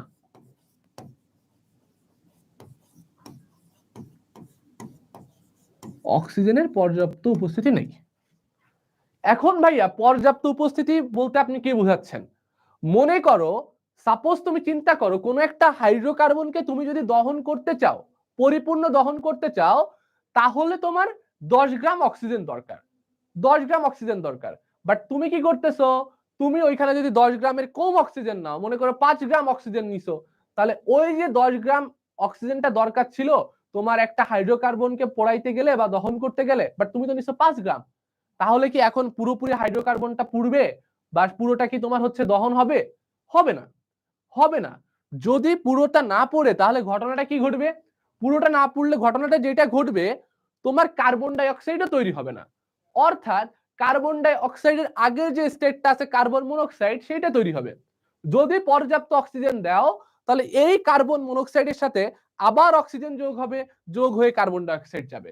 বাট এই কার্বন মনোক্সাইড থেকে ডাই অক্সাইডে যাইতে গেলে আরো যে এক্সট্রা অক্সিজেন ছিল, তুমি তো সেখানে এক্সট্রা অক্সিজেন দিচ্ছ না। যেহেতু এক্সট্রা অক্সিজেন দিচ্ছ না, তাই তোমার মনোক্সাইডটাও ডাই অক্সাইডে কনভার্ট হচ্ছে না, সেটা মনোক্সাইডে স্টে করতেছে। বোঝা গেছে? তাহলে ভাইয়া সম্পূর্ণ দহনে আমরা কি পাবো? কার্বন ডাই অক্সাইড, পানি মানে জলীয় বাষ্প আর তাপ। আর অসম্পূর্ণ দহনে পাবো মনোক্সাইড, পানি আর তাপ বা জলীয় বাষ্প আর তাপ। বোঝা গেল ভাইয়া? এতটুকু এতটুকু কি বুঝতে পারছো সবাই? এতটুকু কি ক্লিয়ারলি বোঝা গেছে? সবাই কি ক্লিয়ারলি বুঝতে পারছো ভাইয়া এতটুকু? একটু বলো তো, একটু বলো তো সবাই ক্লিয়ারলি বুঝতে পেরেছো কিনা? ভাইয়া এগুলো কি মুখস্থ করতে হবে? ভাইয়া এগুলো রিয়াকশন, যে কোনো হাইড্রোকার্বনকে দহন করলে এটা হয়, এটা তোমার মাথায় রাখতে হবে, বেসিক কনসেপ্ট, এগুলো ছোট ছোট কনসেপ্ট এগুলা, বুঝছো? বোঝা গেছে? ক্লিয়ার ভাইয়া? Clear clear clear clear clear, right? So এই জিনিসটা কেন শেখাইলাম জানো? তোমরা যখন জৈব যৌগ পড়বা না, ক্লাস 10-এ যে জৈব যৌগ পড়বা, তখন এই ছোট ছোট কনসেপ্ট কাজে লাগবে, ছোট্ট ছোট্ট কনসেপ্ট কাজে লাগবে। হ্যাঁ, এই হাইড্রোকার্বন কি, সম্পূর্ণ দহন অসম্পূর্ণ দহন কি, তখন কাজে লাগবে। এইগুলা হচ্ছে এক একটা বেসিক। আচ্ছা, অনেকে কোশ্চেন করতেছো ভাইয়া জি কি, জি কি? আচ্ছা দেখো, যে কোনো পদার্থের আমরা তিনটা স্টেট দেখি না, তিনটা স্টেট দেখি না, তিনটা স্টেট কি কি? পদার্থের আমরা তিনটা স্টেট দেখি, যে কোনো পদার্থের সাধারণত, সাধারণত কয়টা স্টেট দেখি পদার্থের? তিনটা স্টেট দেখি।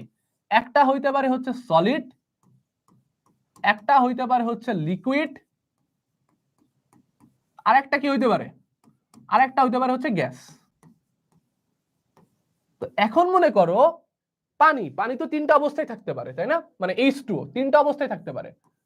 তো যখন সেটা সলিড, যখন সেটা সলিড মানে বরফ, আমরা কি অ্যাকচুয়ালি যেটা পানি জমাই তো ডিপ ফ্রিজে রাখি তো বরফ তৈরি করি, তো সেটাকে আমি কিভাবে প্রকাশ করব? এক H2O, এক H2O দিয়েই আমি তিনটা জিনিসই প্রকাশ করতে পারি। কি কি? বরফও দেখাইতে পারি, আবার পানিও দেখাইতে পারি, আবার জলীয় বাষ্পও দেখাইতে পারি। খুব মজার ব্যাপার দেখো, সংকেত এক, সংকেত এক H2O, সংকেত এক H2O, বাট এক H2O দিয়ে আমি বরফকেও রিপ্রেজেন্ট করতে পারি, খাবার পানিকেও রিপ্রেজেন্ট করতে পারি, আবার জলীয় বাষ্পকেও রিপ্রেজেন্ট করতে পারি। এখন ভাইয়া তাহলে এই H2 এর মধ্যে কি এমন ডিফারেন্স আছে বা কি এমন সাইন্স মানে সাইন থাকবে, চিহ্ন বা প্রতীক থাকবে, যেটার মাধ্যমে আমি এই তিনটাকে আলাদা করব, ডিফারেন্সিয়েট করব? সেটা হচ্ছে, যদি তোমার এইটার পাশে এস থাকে, তার মানে বোঝাচ্ছে সলিড, তার মানে এই H2টা সেটা এখন সলিড বা কঠিন অবস্থায় আছে। এন্ড H2 এর সলিড বা কঠিন যে অবস্থাটা, এটা কি, এটার নাম কি বলো তো? এটার নাম কি? এটার নাম কি জানো? এটার নাম কি বলো? H2 এর সলিডের নামটা কি? আমরা কি হিসেবে পাই H2 সলিড কি পাই? H2 এর সলিড হিসেবে আমরা কি পাই বলো? এই যে ইস্টার জাহান কমেন্ট করে ফেলছে বরফ। সেই জোস। অথই গোস্বামী কমেন্ট করছে, তারপর হচ্ছে তন্ময় কমেন্ট করছে, সেই মেধা কমেন্ট করছে আইস, সেই ইউটিউবরা অস্থির, জোস। এরকম কনসেন্ট্রেশন রাখতে হবে। অনেক অনেক কংগ্রাচুলেশন তোমাদের, ঠিক আছে? আচ্ছা, তাহলে এটা আমরা দেখলাম। সেম ভাবে আমরা যে খাওয়ার পানিটা আসি খাই আর কি, ওইটাকে আমরা কিভাবে রিপ্রেজেন্ট করব? সেটাও তো H2, সেটাকে আমার রিপ্রেজেন্ট করতে হবে হচ্ছে H2L দিয়ে। আর যেটা জলীয় বাষ্প, সেটাকে আমরা প্রকাশ করি হচ্ছে H2G দিয়ে। বোঝা গেছে? বুঝতে পারছো ভাইয়া? বুঝতে পারছো? বোঝা গেল? বলো, বুঝতে পারছো নাকি বলো? ক্লিয়ার? ক্লিয়ার? বলো, সবাই কি ক্লিয়ারলি বুঝছো? সবাই কি ক্লিয়ারলি বুঝছো ভাইয়া? একটু বলো, সবাই কি ক্লিয়ারলি বুঝছো? এই যে GSL যা নিয়ে সমস্যা ছিল, এটা এখন বুঝে যাওয়ার কথা। এইগুলা দিয়ে SLG, এইগুলা দিয়ে তার ফিজিক্যাল স্টেট বোঝাচ্ছে, তার ভৌত অবস্থা। GLS এইগুলা দিয়ে কি বোঝাচ্ছে? তার ফিজিক্যাল স্টেট, ভৌত অবস্থা। সেটা কি কঠিনে আছে, তরলে আছে, নাকি গ্যাসিয়াসে আছে? দ্যাটস ইট, এটা ছাড়ার কোনো কারণ নাই। ক্লিয়ার? সবাই বুঝছো? সবাই বুঝছো? ক্লিয়ার ক্লিয়ার ক্লিয়ার ক্লিয়ার তো? ওকে, সেই। এখন দেখো, আমরা এখন রসায়নের পরিচিতিতে চলে আসি। তো এইখানে ফার্স্টে আমাদের যে জিনিসটা জানা লাগবে, দেখো বলছে খ্রিস্টপূর্ব 350 অব্দের দিকে। এই সালগুলা একটু মনে রাখার ট্রাই করবা, বিকজ এমসিকিউতে আসলেও আসতে পারে। আমি আবারও বলতেছি, এগুলা একটু মনে রাখার ট্রাই করতে হবে, কারণ এগুলা কিন্তু এমসিকিউতে আসতে পারে, বুঝছো? এমসিকিউতে আসতে পারে। তাহলে খ্রিস্টপূর্ব 3500 অব্দের দিকে কপার ও টিন ধাতুকে গলিয়ে তরলে পরিণত করে, এবং এই দুটি তরলকে একাত্র মিশিয়ে অপত্য ঠান্ডা করে কঠিন সংকর ধাতু অ্যালয়ে পরিণত করা হয়। দেখো, এখানে অনেক কিছু লিখছে, আমরা একটু বুঝি। তো এখানে কাহিনীটা কি করা হচ্ছে? এইখানে আলটিমেটলি কাহিনী যেটা ঘটানো হচ্ছে, সেটা হচ্ছে তোমার সলিড ছিল, সলিড সলিড ফর্মে ছিল। কে কে? কপার ছিল, আর হচ্ছে টিন ছিল। কপার আর টিন এরা কি অবস্থাতে ছিল ভাইয়া? এরা কি অবস্থাতে ছিল? এরা হচ্ছে তোমার সলিড স্টেটে ছিল। এটাকে তোমার সলিড স্টেটে ছিল। কপার আর টিন এরা ছিল হচ্ছে সলিড স্টেটে বা কঠিন অবস্থায়, কঠিন অবস্থায় ছিল। হ্যাঁ, দেন এটাকে কি করলাম? দেন এটাকে আমি হচ্ছে তোমার অনেক হিট দিয়ে, অনেক হিট দিয়ে এটাকে আমি সলিড থেকে কিসে আনলাম? সলিড থেকে এটাকে আমি আনলাম হচ্ছে লিকুইডে। সলিড থেকে এটাকে আমি কি করলাম, লিকুইডে আনলাম। দেন যখন লিকুইডে আনলাম, এটা সুন্দর কি হইলো, এই যে আলাদা আলাদা যখন কপার ছিল, আলাদা যখন টিন ছিল, মনে করো ব্যাপারটা এরকম, একটু ভিজুয়ালাইজ করি, হ্যাঁ একটু ভিজুয়ালাইজ করি। মনে করো এইটা হচ্ছে একটা কপারের টুকরা, এইটা একটা কপারের টুকরা, জাস্ট ইমাজিন, হ্যাঁ এটা একটা কপারের টুকরা, তুমি চিন্তা করো, মনে করো এইটা একটা কপারের টুকরা, এইটা একটা কপারের টুকরা, সাপোজ এইটা একটা কপারের টুকরা। আর মনে করো এইটা একটা টিনের পাত, টিন টিন টিন দেখছো না, টিন তো যে আমরা বাড়ির উপরে দিয়ে দেখছো না, যদিও ওর মধ্যে অনেক কিছু মেশানো থাকে, বাট বোঝার জন্য যে বাড়ির উপরে আমরা ছাদে দিই বা ছাইতে দিই, হ্যাঁ টিন টিন তো আমরা দেখছি, অনেকে হাতও কেটে দেয়, আমারও কাটছে।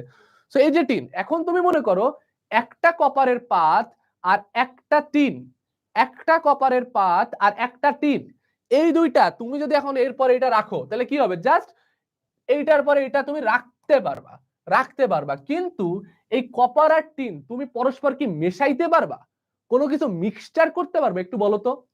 এই দুইটাই সলিড স্টেটে আছে, পাত দুইটাই মনে করো পাত, এই দুইটা কি তুমি মিশাইতে পারবা, মিশাই কোনো মিক্সচার তৈরি করতে পারবা, একটু বলো, তৈরি করতে পারবা, পারবা পারবা পারবা না। আরো যদি সিম্পলি আমি বুঝাই, মনে করো এইটা একটা কপারের পাত আর এইটা একটা টিনের পাত, এখন আমি দুইটা মিশাইতে যাচ্ছি, আমি এটা এরপরে রাখতে পারি, এটা মিশতে পারি, বাট এই দুইটা দিয়ে কে মিশাতে পারতেছি, এই দুইটাকে মেশাতে পারতেছি, কোনো মিশ্রণ তৈরি করতে পারতেছি, দেখো তো মিশ্রণ তৈরি করতে পারতেছি, কোনো মিক্সচার তৈরি করতে পারতেছি। এই যে নাজনীন একটা মেয়ে কমেন্ট করছে, গুড, এই তো। তাহলে দেখো আমরা এতটুকু বুঝতে পারতেছি, এরা যদি পরস্পর সলিড স্টেটে থাকে, দেন আমরা এই দুইটাকে কি করতে পারতেছি না, মিক্সচারে কনভার্ট করতে পারতেছি না। তাহলে একটু বেসিক খাটাও, যদি এই দুইটাকে আমার মেশাইতে হয়, দুইটাকে যদি আমার মেশাইতে হয়, দেন আমার কি করতে হবে, এই দুইটাকে মেশাইতে হইলে আমার কি করতে হবে বলো, দুইটাকে মেশাইতে হলে কি করতে হবে, দুইটাকে মেশাইতে হলে কি করতে হবে, দুইটাকে মেশাইতে হলে কি করতে হবে বলো, কি করতে হবে বলো বলো বলো। এই যে কমেন্ট করছে, একজন কমেন্ট করছে ঐশী, লিকুইফাই, জোস, সেম সুন্দর একটা ওয়ার্ড ইউজ করছে, লিকুইফাই, রাইট, সুন্দর একটা ওয়ার্ড, লিকুইফাই।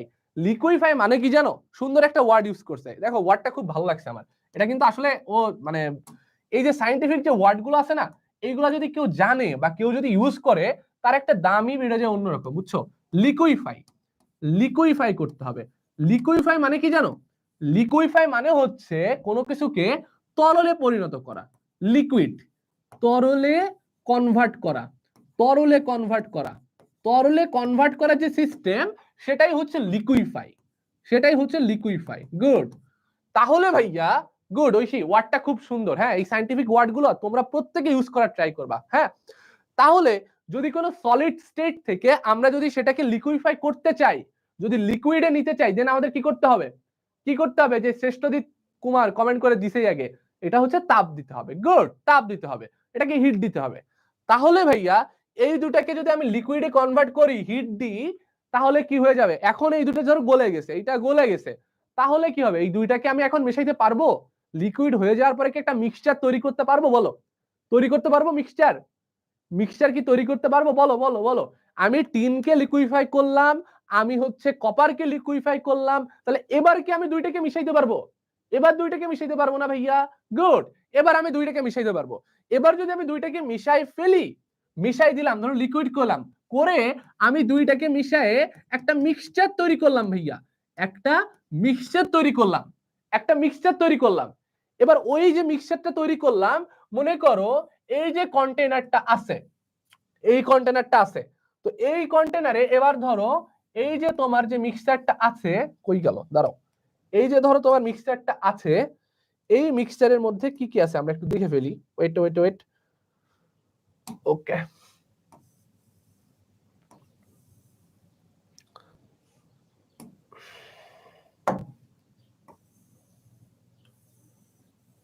ঠিক আছে না, এবার মনে করো এটার মধ্যে আমার কি চলে আসলো, এটার মধ্যে আমার হচ্ছে সেই কপার আর টিনের সেই মিক্সচারটা চলে আসলো, এইটা সেই মিক্সচার। এখন ভাইয়া বুঝেন, ঠান্ডা মাথায় বুঝেন, এখন যদি এইটাকে আমি সলিডে বানাই ফেলি, সলিড করি। তার মানে এখন কি করতে হবে? সলিড করতে গেলে কি করতে হয় বলো? এটাকে আমার এখন আবার ঠান্ডা করতে হবে। ধরো এটা আমি কুল করলাম, কুল যদি করি, দেখো ঠান্ডা মাথায় চিন্তা করো, মজার জিনিস। তুমি যখন এইটাকে সলিড থেকে লিকুইফাই করছিলা, জাস্ট কপার ছিল, জাস্ট টিন ছিল, আলাদা আলাদা ইন্ডিভিজুয়াল দুইটা তোমার কি ছিল? মলিকিউল ছিল। তুমি ওটাকে লিকুইফাই করে একটা মিক্সচার তৈরি করছো। এখন এই মিক্সচারটাকেই এবার তুমি যখন ঠান্ডা করবা, এই মিক্সচারটাকেই তুমি যখন ঠান্ডা করবা, তখন কি এইরকম আলাদা individual copper and individual tin পাবা নাকি পাবা না বলো তো? পাবা নাকি পাবা না? পাবা নাকি পাবা না বলো তো? এবার যদি ঠান্ডা করো, পাবা? ওইটা কি পাবা? আর ইন্ডিভিজুয়াল কপার বা ইন্ডিভিজুয়াল টিন কি পাবা? ইন্ডিভিজুয়াল কপার বা ইন্ডিভিজুয়াল টিন আমরা আর পাবো না। গুড গুড, ইন্ডিভিজুয়াল এই যে নুসরাত জাহান, সেই আমরা আর পাবো না। কেন পাবো না ভাইয়া? কেন পাবো না? কারণ এই যে মিক্সচারটা ছিল, ওই মিক্সচারে তো আমার সলিড তোমার টিনও আছে, কপারও আছে, দুইটা তো আমি মিশাই দিছি। যদি আলাদা একটা টিন, আলাদা একটা তোমার হচ্ছে কপারের মিক্সচার থাকতো, আলাদা আলাদা, আলাদা টিনের একটা মিক্সচার, আলাদা কপারের একটা মিক্সচার, দেন ওইটাকে ঠান্ডা করলে আমি সলিড কপার পাইতাম, সলিড টিন পাইতাম। বাট এখন আমি কি করছি? এখন তো আমি যে মিক্সচার তৈরি করছি সেখানে তো কপারও আছে, টিনও আছে, কপারও আছে, টিনও আছে, এই দুইটা। তাহলে এখন যখন আমি ঠান্ডা করব, তাহলে আমি ওইখানে আলাদা কপারও পাবো না, আলাদা টিনও পাবো না। তাহলে নতুন এমন একটা আমি এখন কম্পাউন্ড পাবো, একটা নতুন প্রোডাক্ট পাবো, যার মধ্যে কপারও আছে, যার মধ্যে টিনও আছে, যার মধ্যে কপারও আছে, যার মধ্যে টিনও আছে। তো ভাইয়া প্রথমে আমি কপার আর টিন কিন্তু একসাথে এমন কোনো প্রোডাক্ট পাইতেছিলাম না, কপার আর টিন মিশাতে পারতেছিলাম না, কারণ তারা সলিড ছিল। দেন এটাকে মেশানোর জন্য আমি লিকুইড করলাম, লিকুইফাই করলাম, দেন আমি মেশাই দিলাম, দিলে কি পাইলাম? কপার আর টিনের একটা মিক্সচার পাইলাম। এবার ওটাকে আমি যখন কুল করব, ঠান্ডা করব, শীতলীকরণ করব, তখন ভাইয়া লিকুইডকে আমি ঠান্ডা করলে কোন স্টেটে পাবো? সলিড। এখন ওই লিকুইডের মধ্যে, মিক্সচারের মধ্যে কপারও ছিল, টিনও ছিল। যেহেতু ওটা মিক্সিং এর মধ্যেই আছে, মিশ্রণের মধ্যেই আছে, তাই আমি ইন্ডিভিজুয়াল কপারও পাবো না, ইন্ডিভিজুয়াল টিনও পাবো না। তাহলে কপার আর টিন মিশে আছে, এরকম একটা সলিড ফর্ম আমরা পাবো, এরকম একটা সলিড ফর্ম পাবো। এন্ড ওই সলিড ফর্মের নামটা কি? ওই সলিড ফর্মের নামটা আমরা কি পাচ্ছি ভাই? ওই যে অনেকে বলছে অ্যালয় পাবো, গুড। এই সলিডের ফর্মটার নামই হচ্ছে তোমার সেই ব্রোঞ্জ, সেই ব্রোঞ্জ। বোঝা গেল কি গেল না ভাইয়া? একটু বলেন, বুঝতে পারছেন?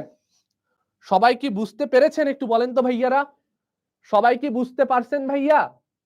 সবাই কি বুঝতে পারছেন? সবাই বুঝতে পারছেন ভাইয়া? বুঝতে পারছেন সবাই? জি জি, সবাই বুঝছে, অল ক্লিয়ার। সেই সেই তাহলে কিভাবে আমরা একটা ইন্ডিভিজুয়াল কপার সলিড, ইন্ডিভিজুয়াল টিনের সলিড, তার থেকে যারা রিয়াক্ট করতেছিল না, আমি সেইটার থেকে কি বানাই দিলাম? ব্রোঞ্জ বানাই ফেললাম। মজা পাইছো নাকি পাও নাই বলো? মজা কি পাইছো নাকি পাও নাই বলো তো? পাইছো নাকি পাও নাই? বুম ব্রো, বুম বুম, নতুন নতুন জিনিস পেয়ে গেলাম, তাই না? পাইছি তো? বুঝতে পারছো ভাইয়া? বলো, বুঝতে পারছো? সবাই কি বুঝতে পারছো? বুঝতে পারছো? মজা লাগতেছে বলো? কেমিস্ট্রি কি মজা লাগে? রসায়ন মজা লাগে? কেমিস্ট্রি মজা লাগতেছে? ম্যাজিক লাগে? ম্যাজিকের মতো মনে হয়? মনে হচ্ছে বলো? মনে কি হচ্ছে? হওয়া উচিত, হওয়া উচিত, তাই না? তো এখন দেখো, এই যে ব্রোঞ্জটা আমি পাইলাম, এই যে ব্রোঞ্জ পাইলাম, এর মধ্যে কি কি আছে? এই ব্রোঞ্জের মধ্যে কি কি আছে ভাইয়া? এই ব্রোঞ্জের মধ্যে তোমার কপারও আছে, কপারও আছে, ও টিনও আছে। এই ব্রোঞ্জের মধ্যে কপারও আছে, টিনও আছে। ব্রোঞ্জের মধ্যে কপারও আছে, টিনও আছে। তাহলে ব্রোঞ্জ কি আলটিমেটলি শুধু কপার দিয়ে তৈরি হচ্ছে? ব্রোঞ্জ কি আলটিমেটলি শুধু টিন দিয়ে তৈরি হচ্ছে? না তো ভাইয়া, এ তো সিঙ্গেল নাই। ব্রোঞ্জ সিঙ্গেল না। যারা সিঙ্গেল না তাদেরকে আমরা কি বলি ভাইয়া? তাদেরকে কি বলি একটু কমেন্ট করো। যারা সিঙ্গেল না তাদেরকে আমরা কি বলি? যারা সিঙ্গেল না, বলো তোমাদের বন্ধু বান্ধবের মধ্যে যারা সিঙ্গেল নাই, তাদের তুমি কি বলো? কি বলো? বলো কি বলো?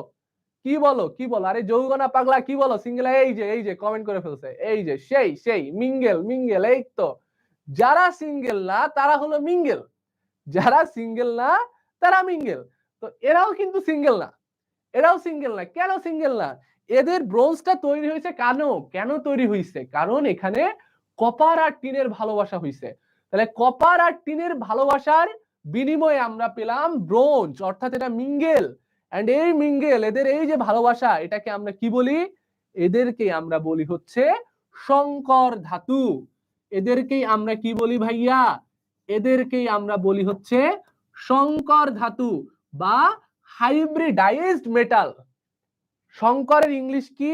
হাইব্রিডাইজড ধাতু মেটাল, হাইব্রিডাইজড মেটাল। কেন ভাইয়া হাইব্রিডাইজড মেটাল বলতেছেন? কেন সংকর বলতেছেন? বিকজ সংকর বললেই বুঝবা, সংকর কথাটা বললেই বুঝবা এরা সিঙ্গেল না।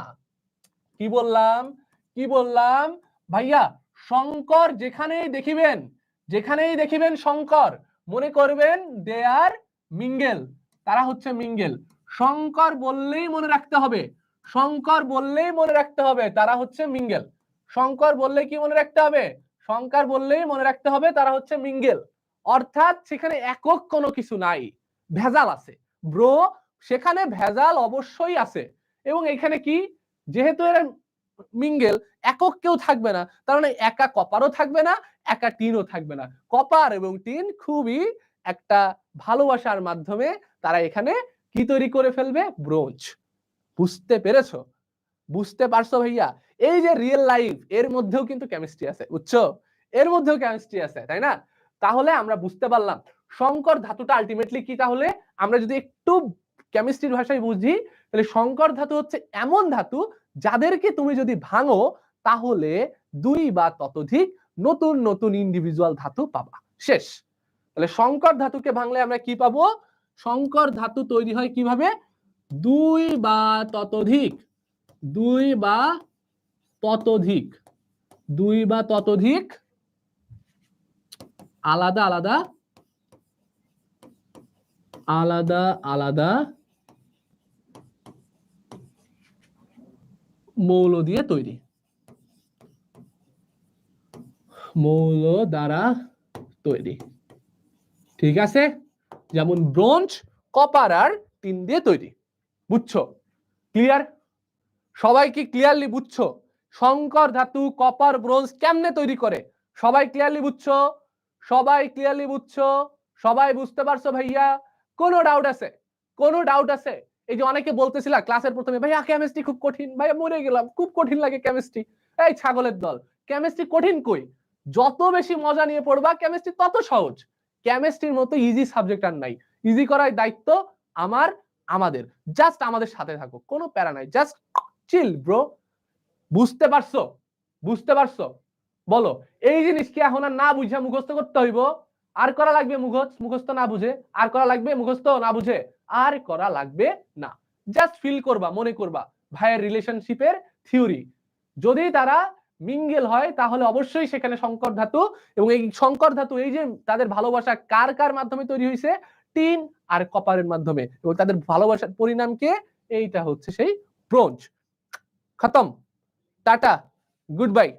নেক্সট টপিকে চলে আসো। এখন দেখো, এখন দেখো, এখন দেখো ভাইয়া, আমরা একটু পরেরটাতে চলে আসি। এখানে যে ব্রোঞ্জ দেওয়া আছে, দেখবা যে ছবি টবি দেওয়া আছে, তোমরা সুন্দর মতো দেখে ফেলিতে পারিবা। বুঝছো?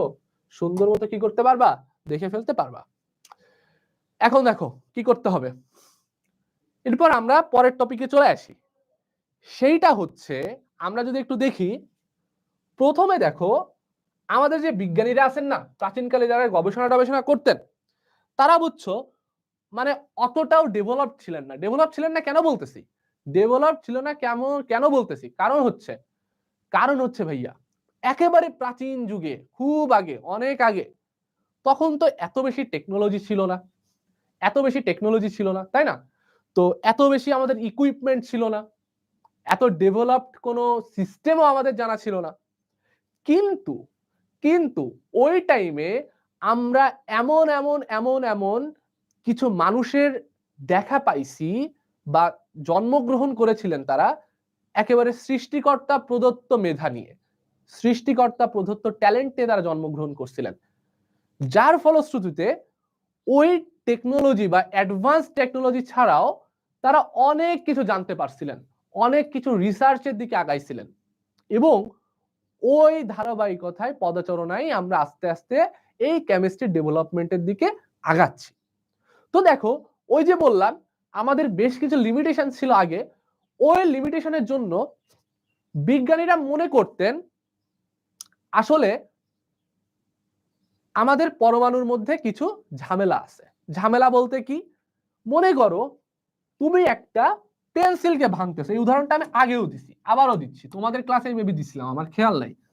মনে করো এই যে পেন্সিলটা আছে, এই পেন্সিলটা আছে, মনে করো আমি এই পেন্সিলটাকে কি করতেছি ভাইয়া, আমি এই পেন্সিলটাকে ভাঙতেছি। এখন আমি যখন এই পেন্সিলটাকে ভাঙবো, আমি যখন এই পেন্সিলটাকে ভাঙবো, তখন আমি কি পাবো, পেন্সিলের ছোট ছোট টুকরা পাবো, পেন্সিলের ছোট ছোট টুকরা পাবো, এরকম ছোট ছোট টুকরা পাবো, রাইট? পেন্সিলের ছোট ছোট টুকরা পাবো। তাহলে এইটা হচ্ছে তোমার সেই পেন্সিল, এটা তোমার সেই পেন্সিল, আর এটা হচ্ছে তোমার পেন্সিলের ছোট ছোট টুকরা, পেন্সিলের ছোট ছোট টুকরা। এটা ভাঙলে আমি এটা পাচ্ছি, পেন্সিলের টুকরা। এখন কথা হচ্ছে ভাই, এখন কথা হচ্ছে এবার এটাকে আমি ভাঙতে থাকলাম। মনে করো এই একটা টুকরা আমি নিলাম, নিয়ে সেটাকে আমি জুম করলাম, একটা টুকরা নিলাম, নিয়ে আমি জুম করলাম, জুম জুম করতেছি, জুম করলাম, ঠিক আছে, জুম করলাম, মনে করো আমি জুম করলাম, একটা টুকরা নিয়ে আমি জুম করলাম। তো যখন আমি জুম করতেছি তখন আবার এটাকে ভাঙলে, আবার এটাকে ভাঙলে দেখা গেল কি পাচ্ছে, ছোট্ট ছোট্ট ছোট্ট ছোট্ট কিছু কণিকা পাচ্ছি, যেটাকে নাম দেওয়া হলো হচ্ছে পরমাণু। পরমাণু। এখন এরপরে মনে করো আবার আমি এটাকে ভাঙতে চাচ্ছি, এটা সব কিন্তু ব্রেক হচ্ছে, ঠিক আছে, ব্রেক মানে ভাঙা, ব্রেক, এখানেও তোমার হচ্ছে ব্রেক, ব্রেক। তো এরপরে যখন আমি আবার ব্রেক করতে যাচ্ছি, আবার ব্রেক করতে যাচ্ছি, তখন বিজ্ঞানীরা বললেন, তখন বিজ্ঞানীরা বললেন এই যে তোমার পরমাণুগুলো আছে, এইটাকে আমরা আর কি করতে পারবো না, এইটাকে আমরা হচ্ছে ভাঙতে পারবো না, এইটাকে আমরা কি করতে পারবো না, এইটাকে আমরা হচ্ছে ভাঙতে পারবো না। তাহলে তখন এই যে পরমাণু পাইলাম, এটাকে আমরা আর কি করতে পারতেছি না, এটাকে আমরা ভাঙতে পারতেছি না। এবং এই যে সব থেকে কণিকা যেটাকে আমরা পরবর্তীতে ভাঙতে পারতেছি না, এটাকে বলা হইলো, এটাকে বলা হইলো পরমাণু, অর্থাৎ পদার্থের ক্ষুদ্রতম কণিকা, পদার্থের ক্ষুদ্রতম কণিকা। তাহলে বিজ্ঞানীরা কি দেখলেন, এই যে এক একটা টুকরা সব থেকে ক্ষুদ্রতম কণিকা যেটাকে আমরা ভাঙতে পারতেছি না, সেটাকে তারা নাম দিলেন হচ্ছে পরমাণু, সেটাকে তারা নাম কি দিলেন, পরমাণু। এবং বিজ্ঞানীরা বললেন, হ্যাঁ বিজ্ঞানীরা বললেন, ল্যাভোইসিয় ছিলেন, অ্যারিস্টটল ছিলেন, ডাল্টন ছিলেন পরবর্তীতে, তারা বললেন এরা হচ্ছে, এরা হচ্ছে অবিভাজ্য, অবিভাজ্য, অবিভাজ্য। অবিভাজ্য মানে কি, বিভাজ্য মানে যেটাকে আমরা ভাগ করতে পারি, বিভাজিত করতে পারি, আর অবিভাজ্য মানে কি, যেটাকে আমি ভাগ করতে পারবো না, ভাঙতে পারবো না, বিভাজিত করতে পারবো না, শেষ। এখন কথা হচ্ছে বিজ্ঞানীরা তো বললেন যে এটাকে আমরা ভাঙতে পারি না, কিন্তু কথাটা কি আসলেই সত্য, কথাটা কি আসলেই সত্য, কথাটা আসলেই পুরোপুরি সত্য নয়। কেন নয় ভাইয়া? পরবর্তীতে যখন আমাদের টেকনোলজি আরো বেশি অ্যাডভান্স হইতে থাকলো, আরো বেশি ডেভেলপ হইতে থাকলো, তখন আমরা দেখতে পাইলাম যে এই যে পরমাণুকে, এই যে পরমাণুকে আমরা ব্রেক করতে পারি। তাহলে এইখানে আমরা কি লিখছিলাম, যে ওই বিজ্ঞানীদের মধ্যে ব্রেক করা পসিবল না, কিন্তু আসলে, কিন্তু আসলে, আসলে, আসলে ব্রেক করা পসিবল, আসলে ব্রেক করা পসিবল, ব্রেক করা পসিবল, আসলে ব্রেক করা পসিবল, আসলে ব্রেক করা পসিবল, আসলে ব্রেক করা পসিবল, এটা আমরা পরবর্তীতে জানতে পারি। এবং যখন আমরা এই পরমাণুগুলোকে আসলে ভাঙতে থাকলাম, ভাঙতে থাকলাম, তখন আমরা কি পাইলাম, এই পরমাণুকে যখন আমরা ভাঙলাম, এই পরমাণুকে যখন ভাঙলাম, তখন আমরা কিছু কণিকা পাইলাম। পরমাণুকে ভেঙে পরমাণুকে ব্রেক করতেছি, পরমাণুকে যদি ব্রেক করি,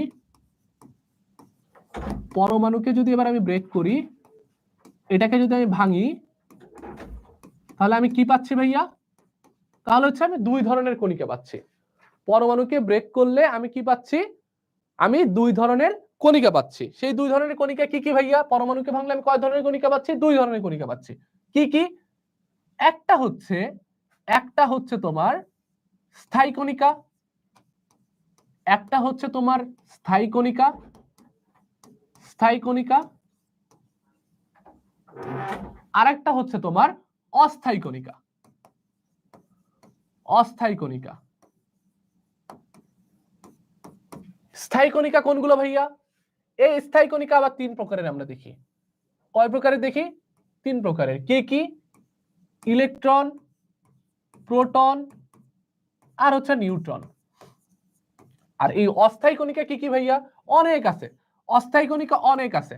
যেমন আমি যদি বলি পজিট্রন, পজিট্রন, ঠিক আছে, তারপর হচ্ছে মেসন, পজিট্রন আছে, মেসন আছে, তারপর হচ্ছে নিউট্রিনো আছে, নিউট্রিনো আছে, তারপর হচ্ছে অ্যান্টি নিউট্রিনো আছে, অ্যান্টি নিউট্রিনো আছে, এইরকম আরো অনেক কণিকা আছে, অস্থায়ী কণিকা। তাহলে এই যে আমরা দেখছিলাম যে আমরা এটাকে আসলে ভাঙতে পারবো না, কিন্তু পরবর্তীতে যে দেখলাম আসলে এটাকে ভাঙা পসিবল, এবং ভাঙলে কি কি কি কি পাই আমরা আশা করি সেটা বুঝতে পারছি। ইলেকট্রন, প্রোটন, নিউট্রন, এটা আমরা স্থায়ী কণিকা। আর অস্থায়ী কণিকা আমরা জাস্ট চারটা দেখলাম, positron, Mason, neutrino, anti neutrino, এবং আরো অনেক অনেক অনেক অনেক অনেক এখানে কণিকা আছে। ঠিক আছে, ওকে। এখন এই যে দেখো এখানে আছে, বলছে যে তোমার প্রত্যেক পদার্থকে অনবরত ভাঙতে থাকলে শেষ পর্যায়ে এমন এক ক্ষুদ্র কণা পাওয়া যায় যাকে আর ভাঙা যাবে না। তিনি এর নাম দিলেন কি? তিনি এর নাম দেন অ্যাটম। এই যে কোন বিজ্ঞানী বলছিলেন? খুব ইম্পর্টেন্ট, নাম কে দিছিলেন? বিজ্ঞানী ডেমোক্রিটাস। নামটা মনে রাখতে হবে এমসিকিউর জন্য, অনেক ইম্পর্টেন্ট, বিজ্ঞানী ডেমোক্রিটাস। ওকে, আচ্ছা, শেষ। প্রায় একই সময়ে ভারতীয় দার্শনিক কোনার ডেমোক্রিটাসের মতো প্রায় একই ধারণা প্রকাশ করছিলেন। অর্থাৎ ওই যে সব বিজ্ঞানীরা যারা ছিলেন এগুলো নিয়ে কাজ করতেন, তারা তো আলটিমেটলি ডেভেলপ টেকনোলজি বা রিসার্চের দিকে তারা আসতে পারেননি। কেন পারেননি? কারণ ওই সময় তো এত অ্যাডভান্স টেকনোলজি ছিল না। তখন তারা প্রায় একই জিনিস বলছেন যে এই যে পরমাণু আমরা যেটা পাইলাম ওইটাকে আর আমরা ভাঙতে পারবো না। কিন্তু একটা জিনিস চিন্তা করছো, একটা জিনিস চিন্তা করছো, তারা কোন লেভেলের ট্যালেন্ট নিয়ে জন্মগ্রহণ করছিলেন, মেধা নিয়ে জন্মগ্রহণ করছিলেন, যে তারা এই পর্যন্ত ভাঙতে সক্ষম হয়েছিলেন, এই পর্যন্ত ভাঙতে সক্ষম হয়েছিলেন। বুঝো ব্যাপারটা, বুঝো। পরমাণু বলতে যে আসলেই কিছু এক্সিস্ট করে, আসলেই যে এক্সিস্ট করে, এই জিনিসটা কিন্তু তারা যে আইডিয়া করলেন বা তারা যে মানে বের করতে পারলেন, এটা কিন্তু যেন তেন কাজ না। হ্যাঁ, বর্তমান প্রেক্ষাপটে এসে হয়তো আমাদের কাছে অনেক বেশি সহজ লাগতে পারে, কজ আমাদের কাছে তো অনেক অ্যাডভান্স টেকনোলজি আছে, অনেক অ্যাডভান্স টেকনোলজি আছে। বাট এখন তো সেই অ্যাডভান্স টেকনোলজি থাকলেও আগে তো সেই অ্যাডভান্স টেকনোলজি ছিল না। বাট এই কাজটা তারা করতে পারছিলেন, মানে অনেক বেশি জিনিয়াস তারা ছিলেন। এন্ড ওই পদচারণাকে আমরা লক্ষ্য করে কিন্তু কি করছে ভাইয়া, আমরা কিন্তু এই পরের কাজগুলো করতে পারতেছি। এই যে দেখো এখানে একটা 3D ছবি দেওয়া আছে, পরমাণুর ত্রিমাত্রিক ছবি এইগুলা। ওকে, আচ্ছা, এবার পরের স্লাইডে চলে যাই। দেখো, কিন্তু এই ধারণাগুলোর কোনো পরীক্ষামূলক ভিত্তি ছিল না। তাছাড়া দার্শনিক অ্যারিস্টটল এই ধারণার বিরোধিতা করেন। আচ্ছা, এখন আমাদের চলে আসতেছে হচ্ছে নতুন একটা টপিক, সেটা হচ্ছে কেমিস্ট্রি শব্দের উৎপত্তি। ঠিক আছে, কেমিস্ট্রি শব্দের উৎপত্তি। তো দেখো কেমিস্ট্রি শব্দটা কিভাবে আসতেছে, কেমিস্ট্রি শব্দটা কিভাবে আসতেছে আমরা একটু দেখি। সর্বপ্রথম আমরা যদি একটু লক্ষ্য করি, সেটা হচ্ছে এই যে কেমিস্ট্রি, এই কেমিস্ট্রি শব্দটা আসার না সুন্দর একটা বিউটিফুল উদাহরণ আছে, মানে একটা স্টোরি আছে। ফার্স্টের দিকে যদি আমরা বলি, এই যে আমাদের মধ্যযুগীয় যে স্থানগুলা আছে, যেমন আমরা যদি বলি তোমার হচ্ছে আরবের কথা যদি বলি, ওই জায়গাগুলো না, এই যে তোমার রিসার্চ গুলা বা কেমিস্ট্রি রিলেটেড কাজগুলা, তারা অনেক বেশি ইন্টারেস্টেড ছিলেন, অনেক বেশি ইন্টারেস্টেড ছিলেন, তারা এইগুলো নিয়ে কাজ করতে পছন্দ করতেন। বুঝছো?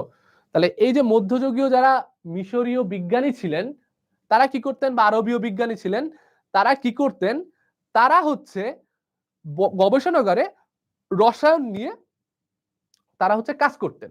এবং তারা টার্গেটটা কি রাখছিলেন জানো?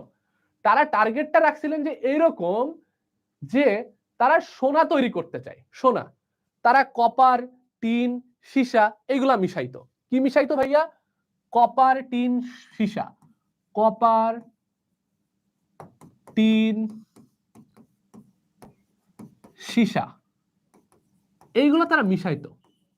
এইগুলা মিশাইতো, মিশাই তারা কি তৈরি করার ট্রাই করতো?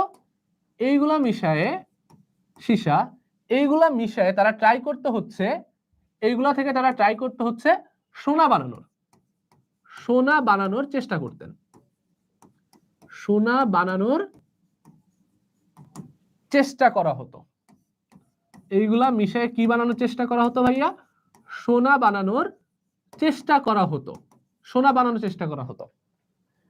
কিন্তু দেখা গেল এই যে বিজ্ঞানীরা এগুলো মিশায় সোনা বানানোর চেষ্টা করতেছেন, আলটিমেটলি তারা সোনা বানাইতে পারতেছেন না বা সোনা বানানো যাচ্ছে না। কিন্তু কিন্তু সোনার মতো দেখতে, কিন্তু সোনার মতো দেখতে এরকম কোন পদার্থ তারা বানাইতে পারতেছেন, কিন্তু সোনা বানানো পসিবল হচ্ছে না।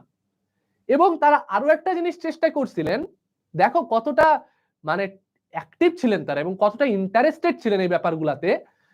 তারা আরো চেষ্টা করছিলেন যে কিভাবে এই যে প্রকৃতির মৌলগুলো আছে এইগুলাকে কাজে লাগে মানুষের আয়ু বৃদ্ধি করা যায়। তাহলে তারা দুইটা কাজ করছিলেন, ঠিক আছে? একটা হচ্ছে সোনা বানানোর চেষ্টা, আর একটা কি করছিলেন? মানুষের আয়ু বৃদ্ধি করতে তারা চেষ্টা করছিলেন, অর্থাৎ রোগ প্রতিরোধ ক্ষমতা বাড়ানোর চেষ্টা করছিলেন, রোগ প্রতিরোধ ক্ষমতা।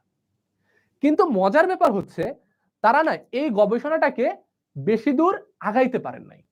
রিজন দুটা, একটা হচ্ছে তাদের কাছে তো অ্যাডভান্স টেকনোলজি ছিল না, ইকুইপমেন্ট ছিল না, আর একটা সমস্যা ছিল তাদের কিছু থিওরিটিক্যাল লিমিটেশন ছিল। কি ছিল ভাইয়া? Theoretical limitation. অর্থাৎ তারা মনে করতেন প্রাচীনকালে যারা বিজ্ঞানী ছিলেন, প্রাচীনকালের যারা বিজ্ঞানী ছিলেন প্রাচীনকালের যারা বিজ্ঞানী ছিলেন কি মনে করতেন? অনেক বিজ্ঞানী মনে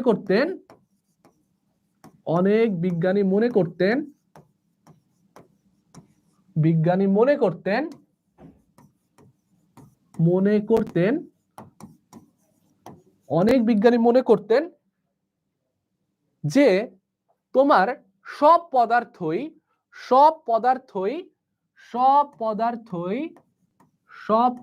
এগুলো কিন্তু এমসিকিউর জন্য ইম্পর্টেন্ট ভাই। সব পদার্থই মাটি, পানি, বায়ু, মাটি, পানি,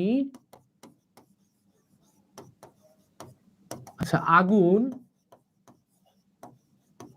বায়ু দিয়ে তৈরি। সব পদার্থ এটা দিয়ে তৈরি, তারা এটা মনে করতেন বায়ু দিয়ে তৈরি, এটা তারা মনে করতেন। কিন্তু ওই পদার্থ যে আলটিমেটলি কোন কোন মলিকিউল দিয়ে তৈরি হচ্ছে, বিভিন্ন পরমাণু অণু যে আছে, তারা কিন্তু এগুলা নিয়ে বেশি দূর আগাইতে পারেন নাই। এখন তোমরা বলো তো আসলেই কি সব পদার্থ মাটি, পানি, আগুন, বায়ু এগুলো দিয়ে তৈরি? সব পদার্থ কি মাটি, পানি, আগুন, বায়ু এগুলো দিয়ে তৈরি? সব পদার্থ কি এগুলো দিয়ে তৈরি, নাকি আরো অন্য কিছু থাকে? এগুলো দিয়ে তো তৈরি না, আরো অনেক অন্যান্য মলিকিউল তোমার হচ্ছে কম্পাউন্ড থাকতে পারে। অর্থাৎ তাদের যে এই ধারণাটা ছিল, এই ধারণাটা কি ছিল? এই ধারণাটাই তাদের ছিল মেইনলি লিমিটেশন। এটাই ছিল তাদের ধারণার মূলত লিমিটেশনস, যার জন্য এই ধারণার জন্যই তারা কি করতে পারে নাই, অনেক দূর আগাইতে পারেন নাই। কিন্তু এদের মধ্যে একজন বিজ্ঞানী ছিলেন এই আরবদের মধ্যে, মিশরীয়দের মধ্যে, তোমার হচ্ছে এই যে এখানে দেখো লেখা আছে এই যে আরবের মুসলিম দার্শনিকগণ, মধ্যযুগে আরবের মুসলিম দার্শনিকগণ, ঠিক আছে? সো এদের মধ্যে আরেকজন বিজ্ঞানী আছে জাবির ইবনে হাইয়ান, খুব ট্যালেন্টেড একজন মানুষ, জাবির ইবনে হাইয়ান। তিনি এইগুলা নিয়ে কাজ করতেন এবং অনেক কেমিক্যাল রিয়াকশনও তিনি দেখাইছেন। কিন্তু তারও একই সমস্যাটাই ছিল যে সকল পদার্থ মাটি, পানি, আগুন আর বাতাস দিয়ে তৈরি, তিনিও এটাই মনে করতেন।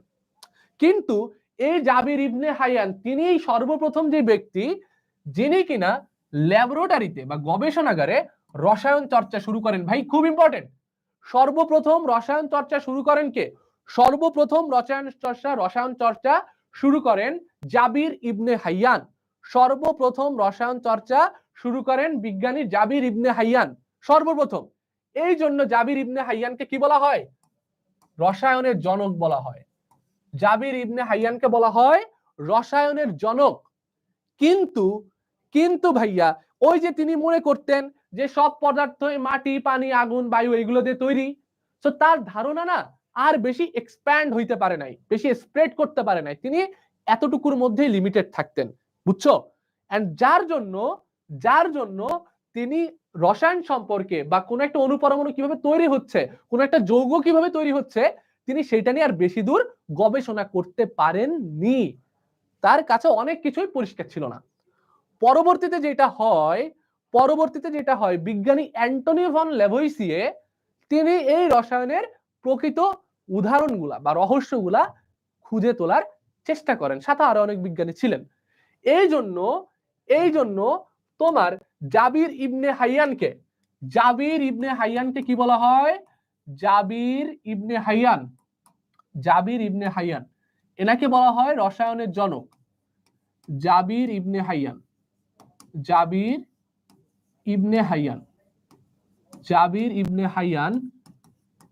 এনাকে বলা হয় রসায়নের জনক।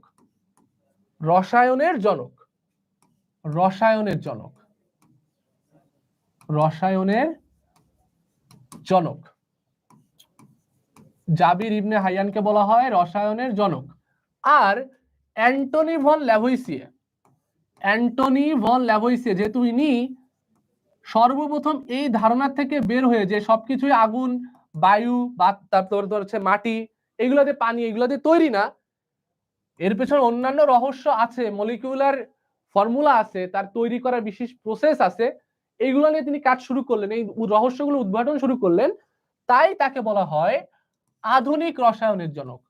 কি বলা হয় ভাইয়া তাকে বলা হয় আধুনিক রসায়নের জনক। বুঝতে পারছো? বোঝা গেছে? তাহলে আমরা এতটুকু বুঝতে পারলাম যে রসায়নিক জনক বলা হয় হচ্ছে জাবির ইবনে হাইয়ানকে, কিন্তু আধুনিক রসায়নের জনক বলা হয় হচ্ছে তোমার অ্যান্টনি ভন ল্যাভোইসিয়েকে। কারণ কি? কারণ জাবির ইবনে হাইয়ান সর্বপ্রথম গবেষণাগারে রসায়নের কাজ তিনি কি করলেন? শুরু করলেন, গবেষণাগারে রসায়ন চর্চা শুরু করলেন। তাই তাকে বলা হয় রসায়নের জনক। কতটা ট্যালেন্টেড মানুষ ছিলেন, যা মানুষ তখন চিন্তা করতে পারেন নাই, তিনি ল্যাবরেটরিতে গবেষণা করে তা তিনি শুরু করে দিয়েছেন। কিন্তু ওই যে একটা কনসেপচুয়াল লিমিটেশন ছিল, আমাদের টেকনোলজির কিছু লিমিটেশন ছিল, যার জন্য তিনি মনে করতেন যে সব পদার্থই মাটি, পানি, বায়ু, আগুন এগুলো দিয়ে তৈরি। এই কনসেপ্টটাই তার সব ধারণাকে কি করে দিল? কনজাস্টেড করে দিল, লিমিটেড করে দিল। সো এই ধারণা থেকে তিনি যেহেতু বেরোইতে পারলেন না, সো অন্য মলিকিউল গুলা, কম্পাউন্ড গুলা কিভাবে তৈরি হচ্ছে, কোন রিঅ্যাকশনের মধ্যে হইতে পারে, এটাকে ভাঙলে কি কি পায়, পরমাণুগুলো কোন কোন অনুপাতে যুক্ত হচ্ছে, এগুলো সম্পর্কে তিনি আর আইডিয়া পান নাই, ফলে কাজও আগাইতে পারেন নাই। কিন্তু পরবর্তীতে অ্যান্টনি ভন ল্যাভোইসিয়ে এসে দেখলেন যে ভাই না, আসলে সবকিছুই মাটি, পানি, বায়ু, আগুন এগুলোতে তৈরি না, এর মধ্যে আরো অনেক অণু পরমাণু আছে, আরো রিঅ্যাকশন আছে, আরো অনেক কাহিনী আছে। তো সেইগুলা নিয়ে তিনি রহস্য উদ্ঘাটন শুরু করলেন। ফলশ্রুতিতে তাকে উপাধি দেওয়া হলো আধুনিক রসায়নের জনক। বুঝতে পারছো? তাকে বলা হইল আধুনিক রসায়নের জনক। এবং কিভাবে এই রসায়ন আরো রহস্য উদ্ঘাটন করতেছে, এই জিনিসটা আমরা কি করব ভাইয়া? এই জিনিসটা আমরা হচ্ছে নেক্সট ক্লাসে প্রসিড করব। ওকে? তো আজকে আমাদের হোমওয়ার্ক গুলা কি থাকবে একটু লিখে ফেলো তো ভাইয়া। হোমওয়ার্ক গুলা কি থাকবে? হোমওয়ার্ক যেটা থাকবে সেটা হচ্ছে আমি যে পর্যন্ত পড়াইলাম সেটা বইটা সুন্দর মতো রিডিং দিতে হবে, ঠিক আছে? রিডিং, বুক প্লাস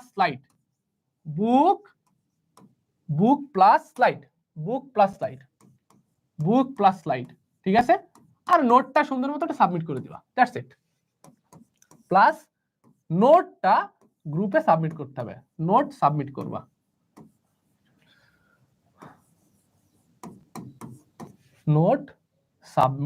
করবা। ওকে? তো আজকে ক্লাসটা এই পর্যন্ত থাকবে। নেক্সট দিন আবার তোমাদের সাথে এরপর থেকে দেখা হচ্ছে। আমরা খুব স্লোলি আগাবো এবং নেক্সট দিন থেকে আমরা আরো একটু সিরিয়াসলি ক্লাসটা প্রসিড করব। ওকে, সবাই কি বুঝতে পারছো? কোনো কোশ্চেন আছে কারোর? সবাই কি বুঝতে পারছো? আচ্ছা, অনেকে বলতেছে যারা বই পাও নাই, ভাই বই পাও নাই তারা কি করবা? তারা পিডিএফ ডাউনলোড করে নিবা। এনসিডিবির ওয়েবসাইটে যাবা, ওয়েবসাইটে দেখবা তোমাদের ক্লাস 9-10 এর বই আছে, কেমিস্ট্রি বই আছে, পিডিএফটা ডাউনলোড করে পড়ে ফেলবা। আর আমার স্লাইড তো আছে। ওকে ভাইয়া, ওকে। আর নোট সাবমিট করবা কোথায়? নোট সাবমিট করবা ক্লাস 9 এর অথবা 6 to 10 যে গ্রুপটা আছে, 6 to 10 যে গ্রুপ, 6 to 10 এর যে গ্রুপটা আছে ওই গ্রুপে নোটটা সাবমিট করে দিতে ফেলবা। ওকে, ডান, সব ক্লিয়ার, অল ক্লিয়ার। নেক্সটে তোমাদের আবার 6টায় ক্লাস আছে আই থিংক, সো সবাই রেডি হয়ে যাও। ওকে, নেক্সটে আবার সুন্দর মতো দেখা হচ্ছে। তার আগে পড়াগুলো রেডি করো, পড়াগুলো কিন্তু রেডি করে রাখো। আমরা কিন্তু সামনের দিন কুইজ দিব, ক্লাসে কুইজ দিব, এন্ড তোমাদের প্রতিটা এক একটা লেকচার পড়ানো হলে কুইজ যাবে কিন্তু। ওকে, আজকে এই পর্যন্ত, নেক্সট দিন আবার দেখা হচ্ছে সবাইকে। ওকে, বাই, টাটা।